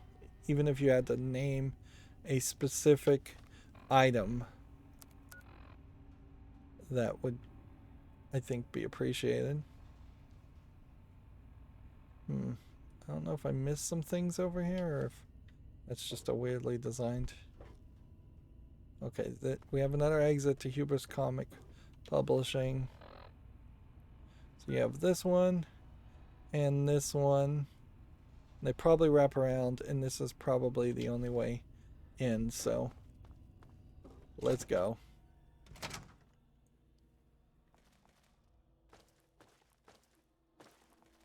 Where are we, by the way, on radiation?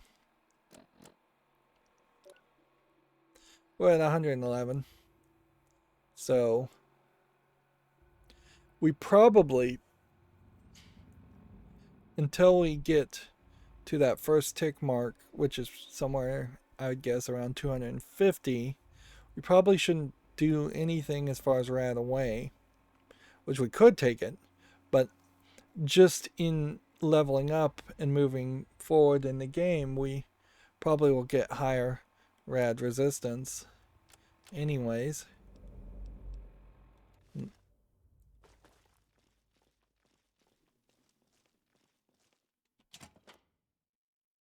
Okay. I just assume this is going to be feral ghouls and hopefully a lot of comic books. Let's see. Empty desk. Where's this terminal? Okay, that's not what we were gonna expect. We've got plenty of stim packs though, so we'll just use like 2 stim packs and I'll get our health up. Okay.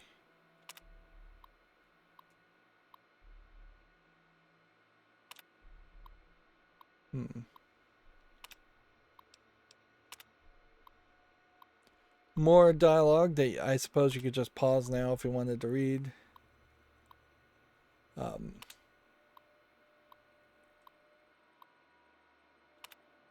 Like, I don't think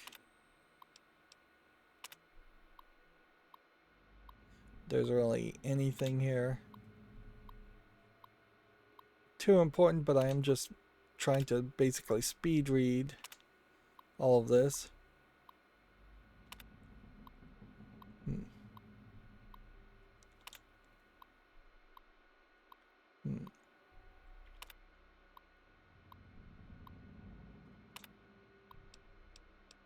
And then air conditioner controls are inoperative. I wonder if that is a joke where receptionists are pretty much never allowed to adjust the air conditioner in a facility. And they're often Mason District. I guess we could exit that way and see. Yeah. Somebody's almost always unhappy with the air conditioner settings.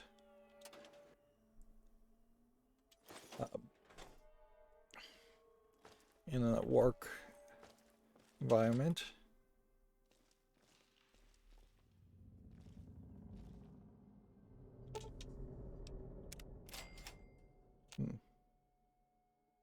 So we've got some booby traps set here.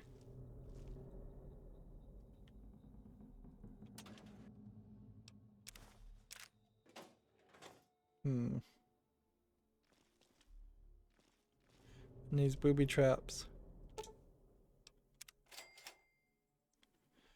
we can disarm, and then that can give us some XP. We're not really gonna bother with the well-rested bonus.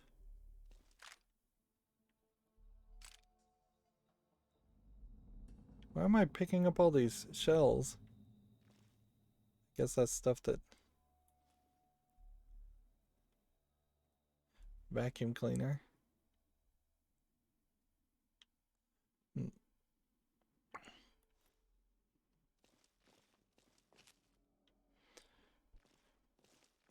So yeah, I'm questioning whether...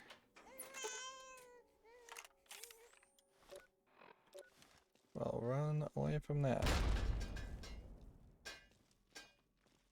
Explosives of 60 were required there.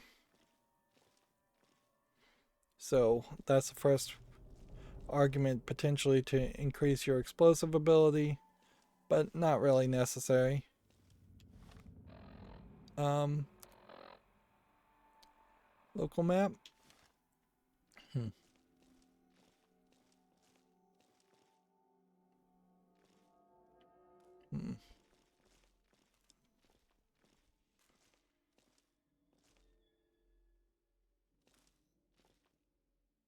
Stim pack. The potato chips are not worth it.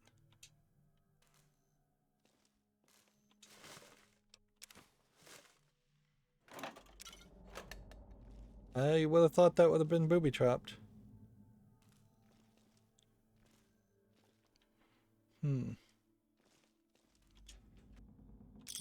60 bottle caps? That is a massive amount of bottle caps. I think I kind of hate the fact that you have to stealth through all of this, though. once again just slows down your gameplay too much. And if they had just said, no, you can't crouch, there is no stealth, that's not this type of game, it would have probably saved us a lot. I wouldn't be surprised if there is actually a bobblehead somewhere around here. We may miss it. Regardless.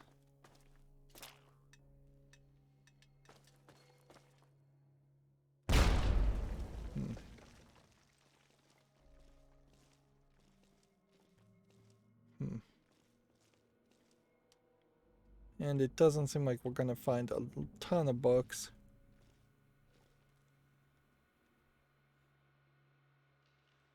Activate Reign of Gragnok Beta. Okay.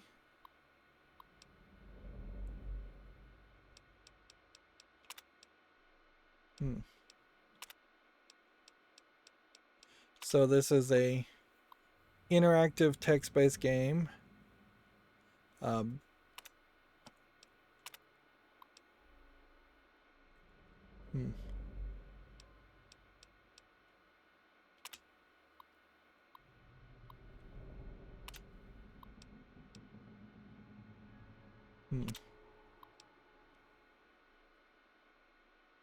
Let's see.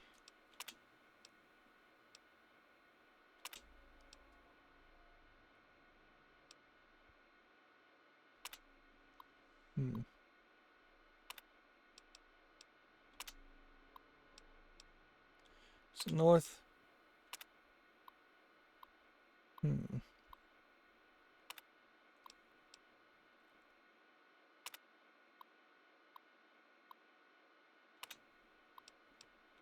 So yeah, I really just want to very quickly work my way through all of this. But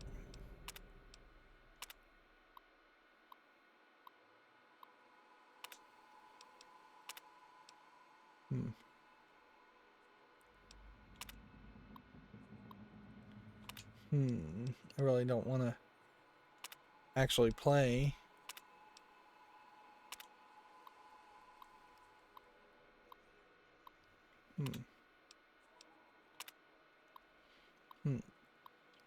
Really, this feels like this is a text-based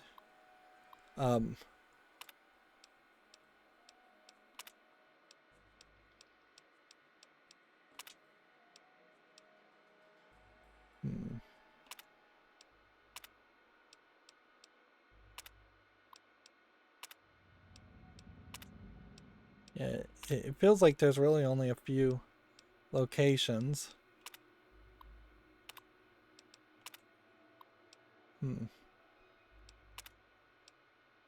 See, south. It seems like if we go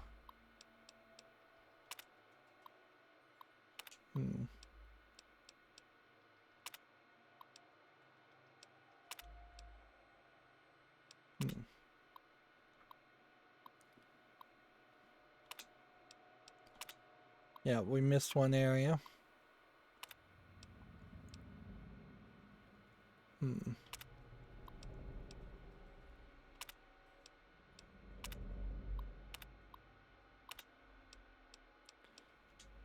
Seems like we're going in just full circles. So we went around in circles there, and we now have a magical circle and magical sword.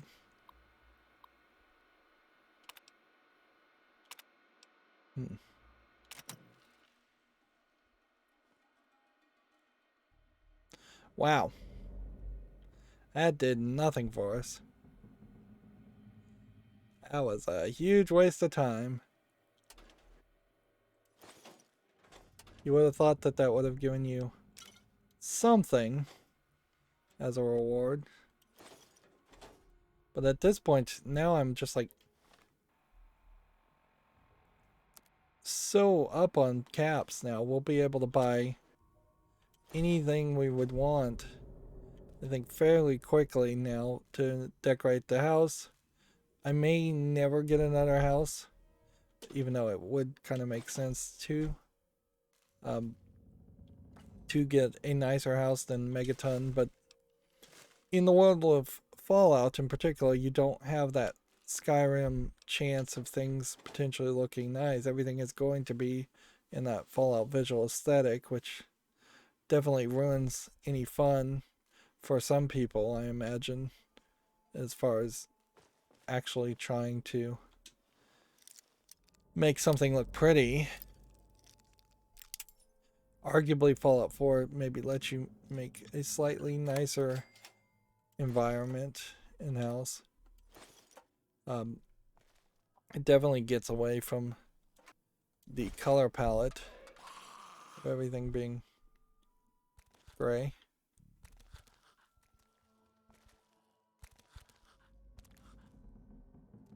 Well, somebody is over here, but he's having a hard time pathfinding.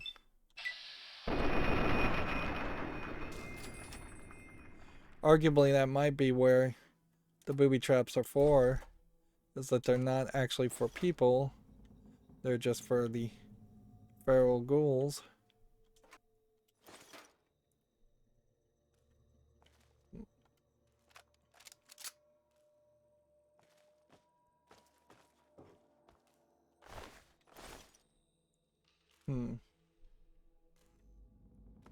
Okay. Think we found everything in here.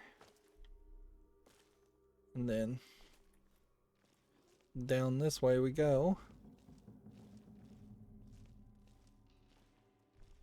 Do we really need a sneak attack on these guys?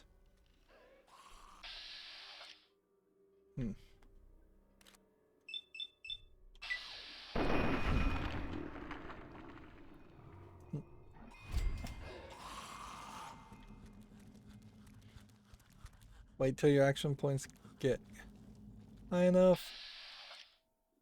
Then fire.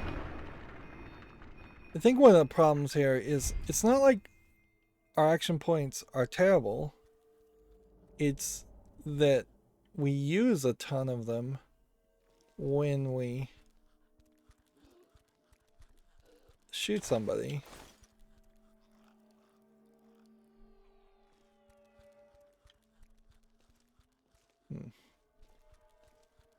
So if we could get past that point.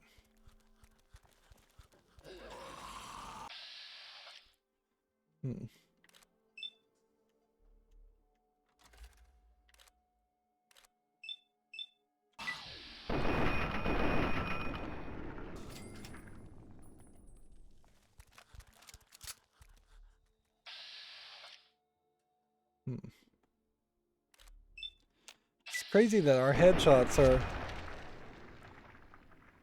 higher percentage points a lot of times. I guess that is the benefit of having higher ground. Alright, so desk, desk, desk, desk. I assume that all of these desks are empty also. Desk, desk, desk, desk, desk, desk. And once again, you feel that speed bump, don't you? Of just like, now I've got to search every single desk and hover over it to see if it says empty. And a lot of these very possibly are just randomly filled with things. Or at least they may have been randomly originally filled with things and then hard coded to have items in them later on. That is a question certainly in my mind as far as whether or not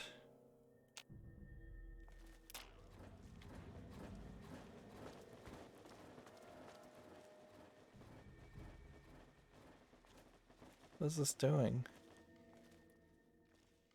Baseballs?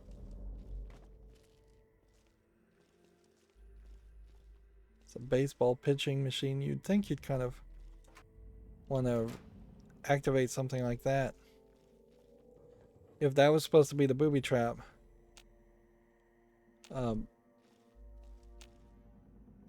would have wanted to activate that earlier in the gameplay. Where are we on the local map? I guess that potentially is a different entrance. And so we may be going around in a bit of a circle. Elevator to the printing. All kinds of ruined books.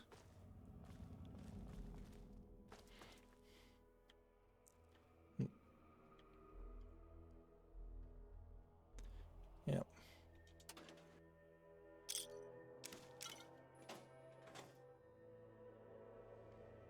So this was the other side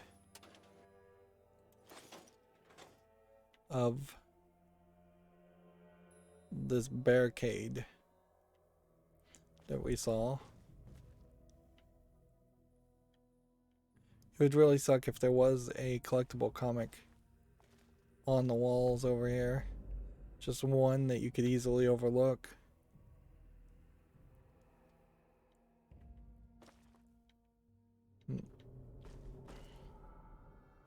Alright, so that's utility tunnels, that is printing. We'll come back to that in a second.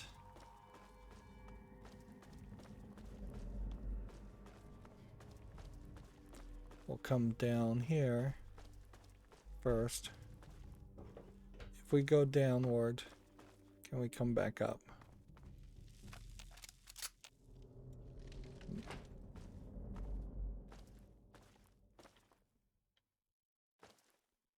Probably.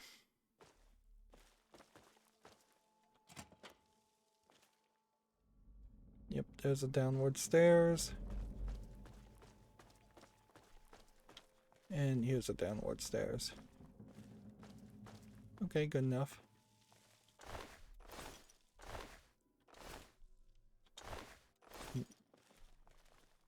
Totally worth it now to search even feral ghouls.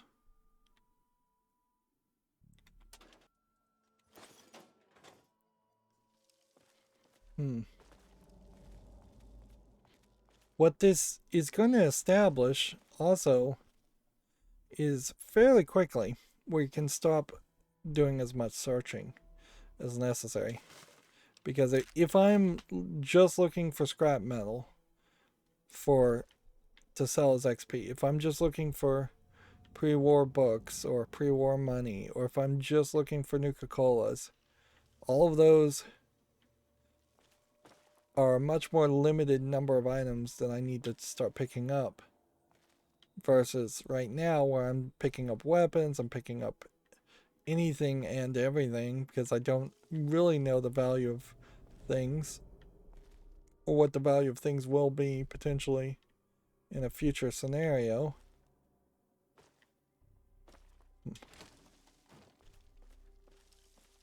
Plungers. And getting a little bit of XP, of like 1 or 2 XP, may stop mattering. Although there's sure a lot of stuff you do that does still really count towards the idea of needing more grindiness or more XP. You would think discovering more locations would give you more XP. You'd think walking in itself might give you some XP. You'd think you'd just run into more enemies to get XP. Like, you could easily triple the amount of XP given in this game just for that satisfactory sound effect, and then have the game load out to level 90 instead of maxing out at level 30. with all the DLC, which raised the max level. It was, I think, something closer to level 22, and we're already at level 6, so if we hit max level, then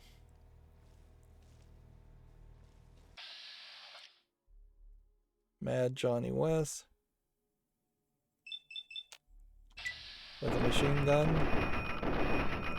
He's shooting at me, so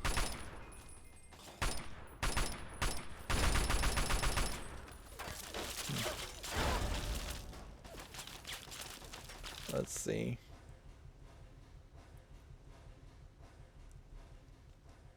Definitely feels like this is another one of those cases where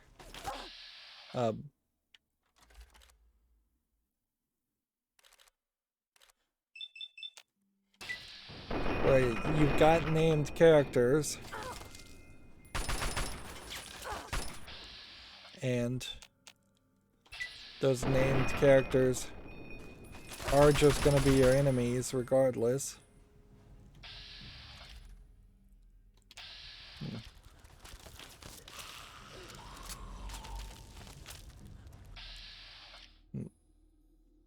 These turrets seem to be ineffective at actually killing the feral ghouls.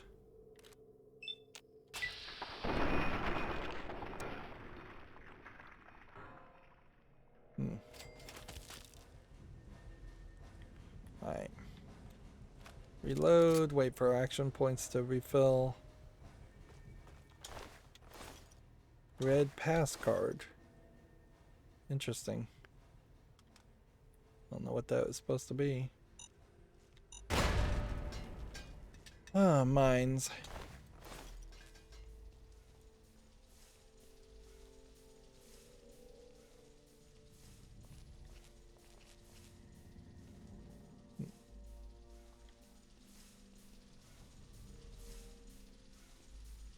Says take caution. It's because there's, I don't think it's because there's actually any ghouls left. I think it's just because there's that turret around.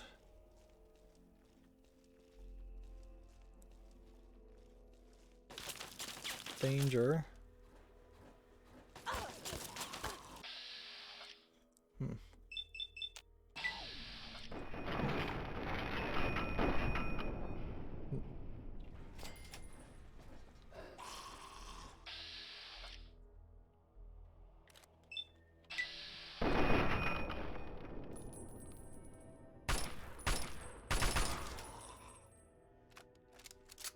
Okay. So, anywhere in this printing area, there could be a book. There could be something of interest. Or it could just be a whole bunch of metal boxes.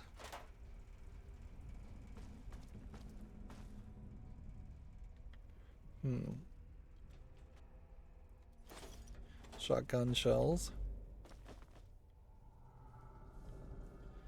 You can definitely tell somebody... This printing press is activated elsewhere.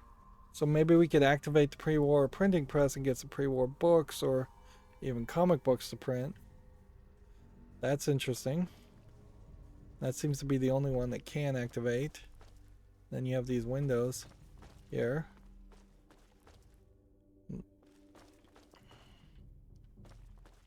Alright, so there might be a bit more of a quest here that we can find. Upward that way.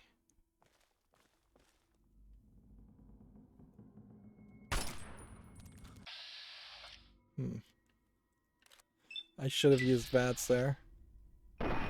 Saved myself a shot. Like he didn't even see me.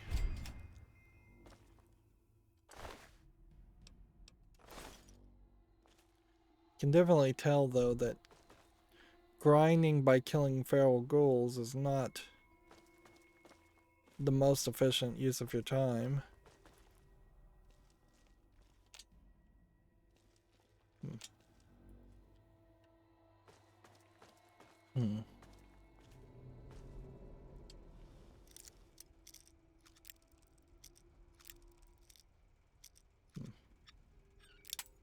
Since you're only getting like 2 XP. I wouldn't be surprised if actually I have a perk that is giving me 2 XP when normally you would only get 1 XP for killing a feral ghoul.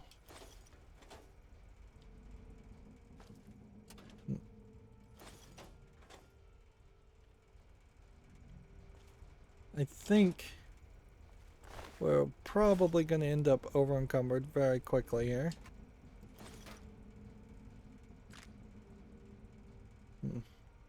Ragnar the Barbarian. Axe skill of 50.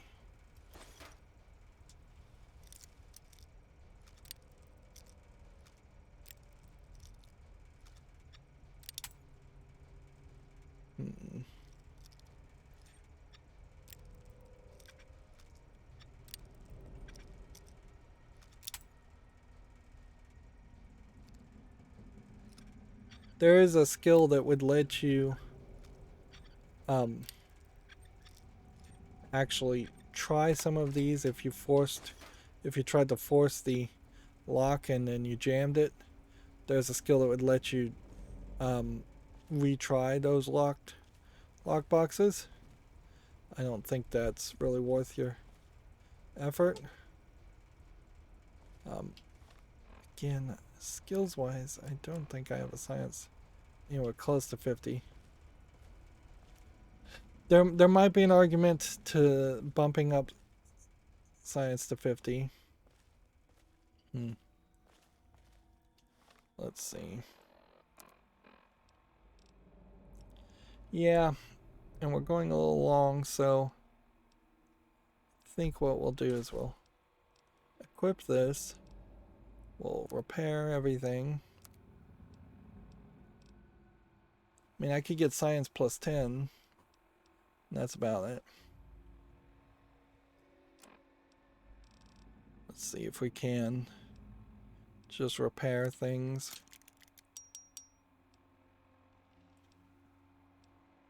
Just way too many things already in my inventory. It might just get down to we need to drop some things. Yeah, a sledgehammer, for instance, we can drop.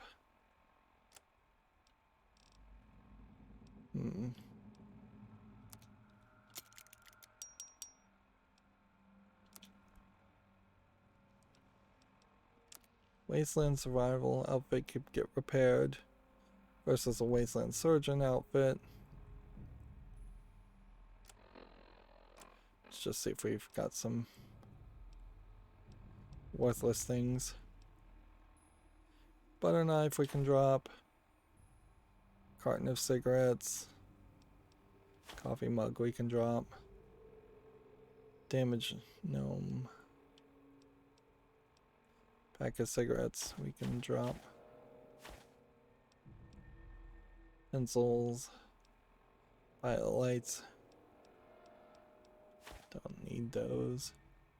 Yeah, this red pass card is interesting. Teddy bear. Probably get rid of. Toy car we can get rid of.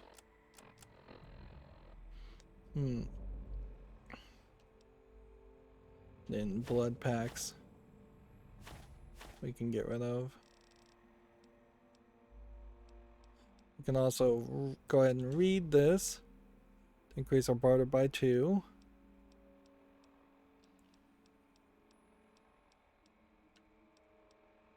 And read this to increase our melee weapons by 2.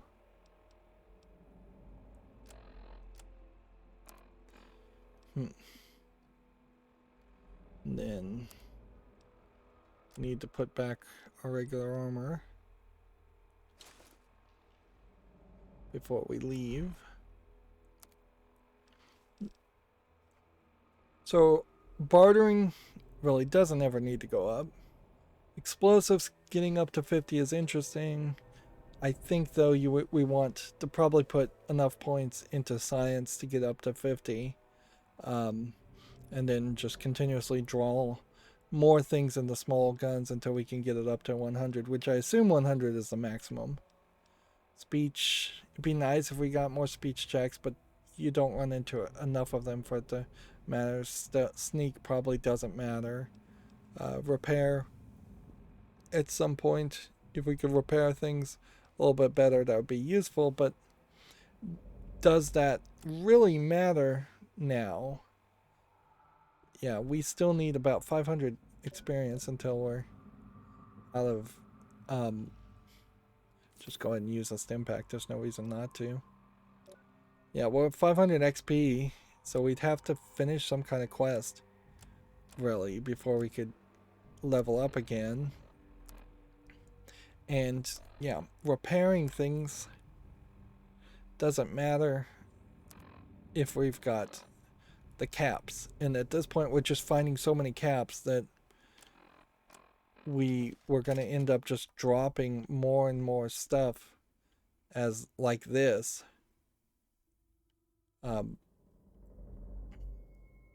Instead of even trying to take it to a save spot. And then as far as the local map is concerned, there's something more this way we need to investigate. And then that may be about it. We may be fairly quickly done with this. Yeah. File cabinets. Nothing worth taking. File cabinets empty, empty, empty. Metal box empty. Metal box empty. Metal box with bottle caps in it. Steam gauge assembly. We have a terminal here. We could unlock the foreman door. We could pretend like we read this. I feel like this might just be redundant stuff. Anyways.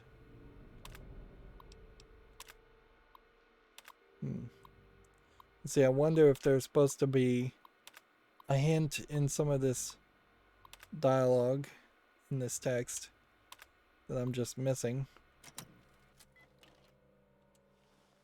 Because what I'm expecting is that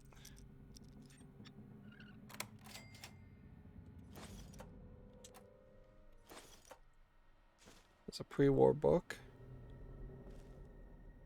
Vision batteries, I think, are worth a lot.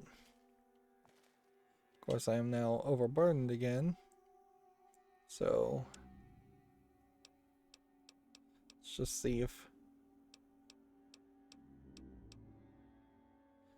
something could be dropped.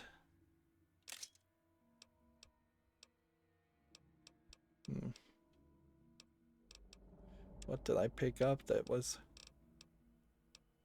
so heavy?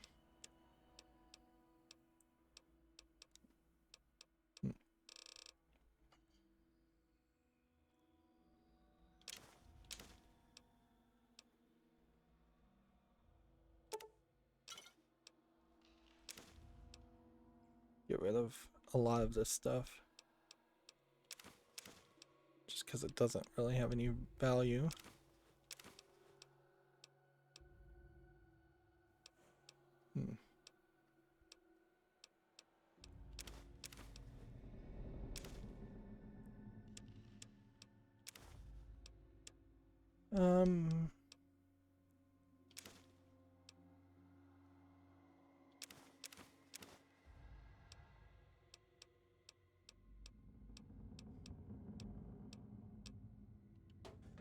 Yeah, we're really struggling here. I thought that might start the printing press, and it didn't. So unless there's a passcode to the computer somewhere.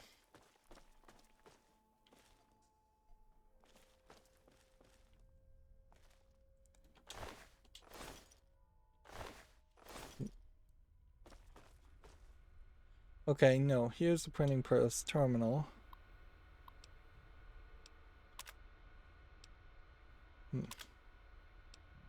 Red ink low. Low grade pulp available.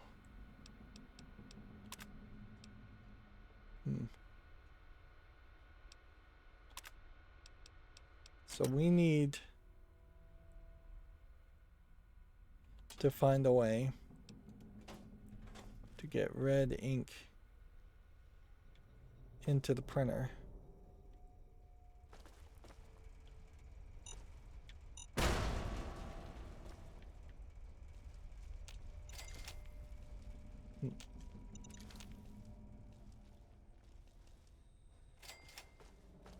That's the trick. So we need to fill in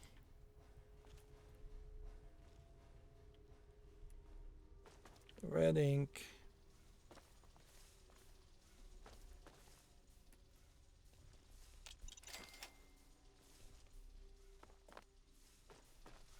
Okay.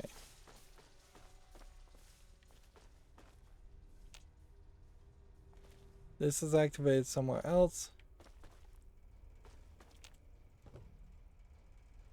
But we need red ink. Which I kind of feel like we'd probably use blood.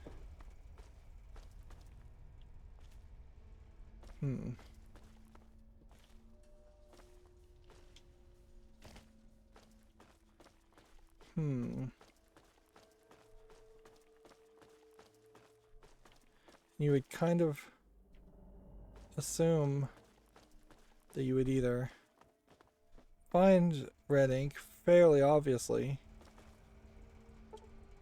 See, that's just a turret control system is what that's labeled as. I didn't even notice these first aid kits. Just too busy looking at the ammunition kits.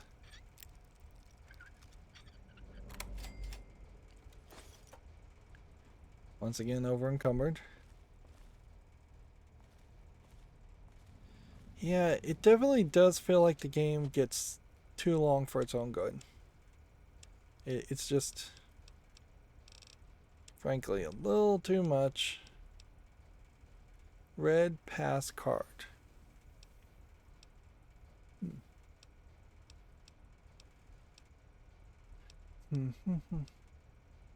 Cherry bombs. Baseball, basketball.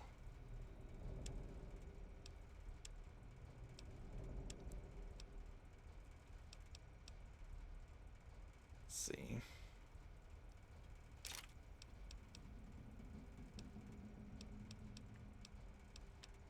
Some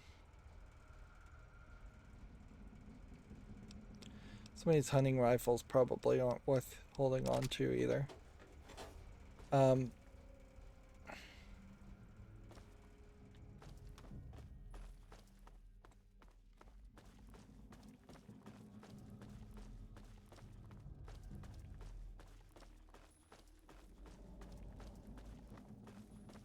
If there was even like a grinder where you could drag a body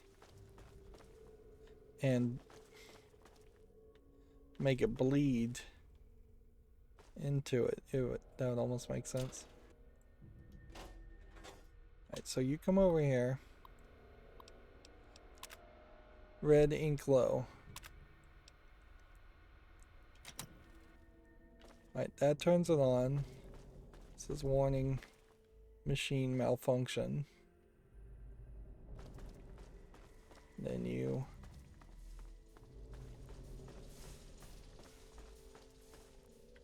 hear sound effects.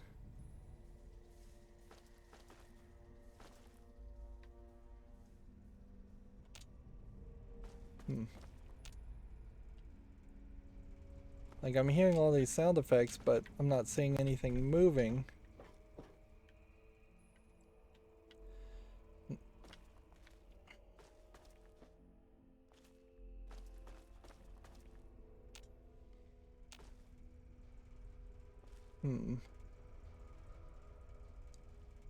You have a skeleton.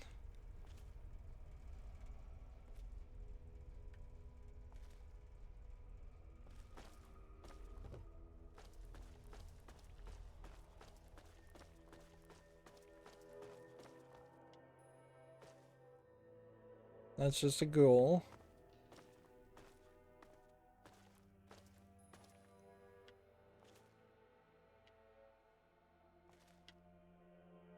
Yeah.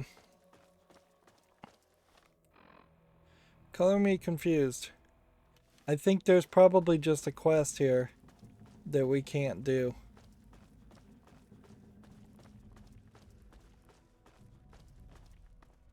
Let's see.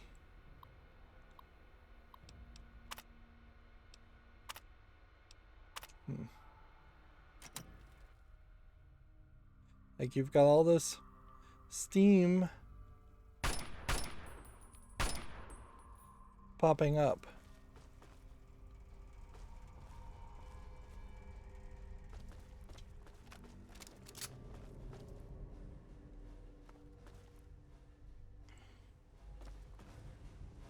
But yeah, unless there was something else.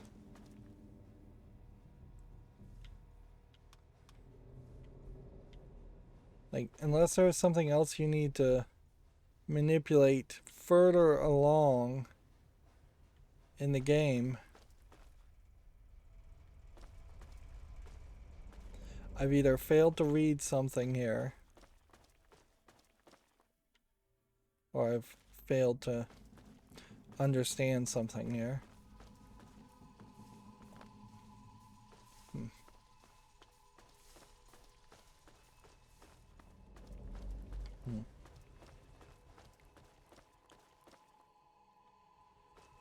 Let's see if we can go back to Megaton.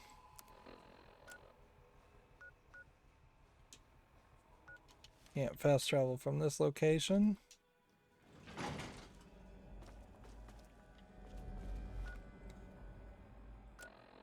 Local map. Mason District.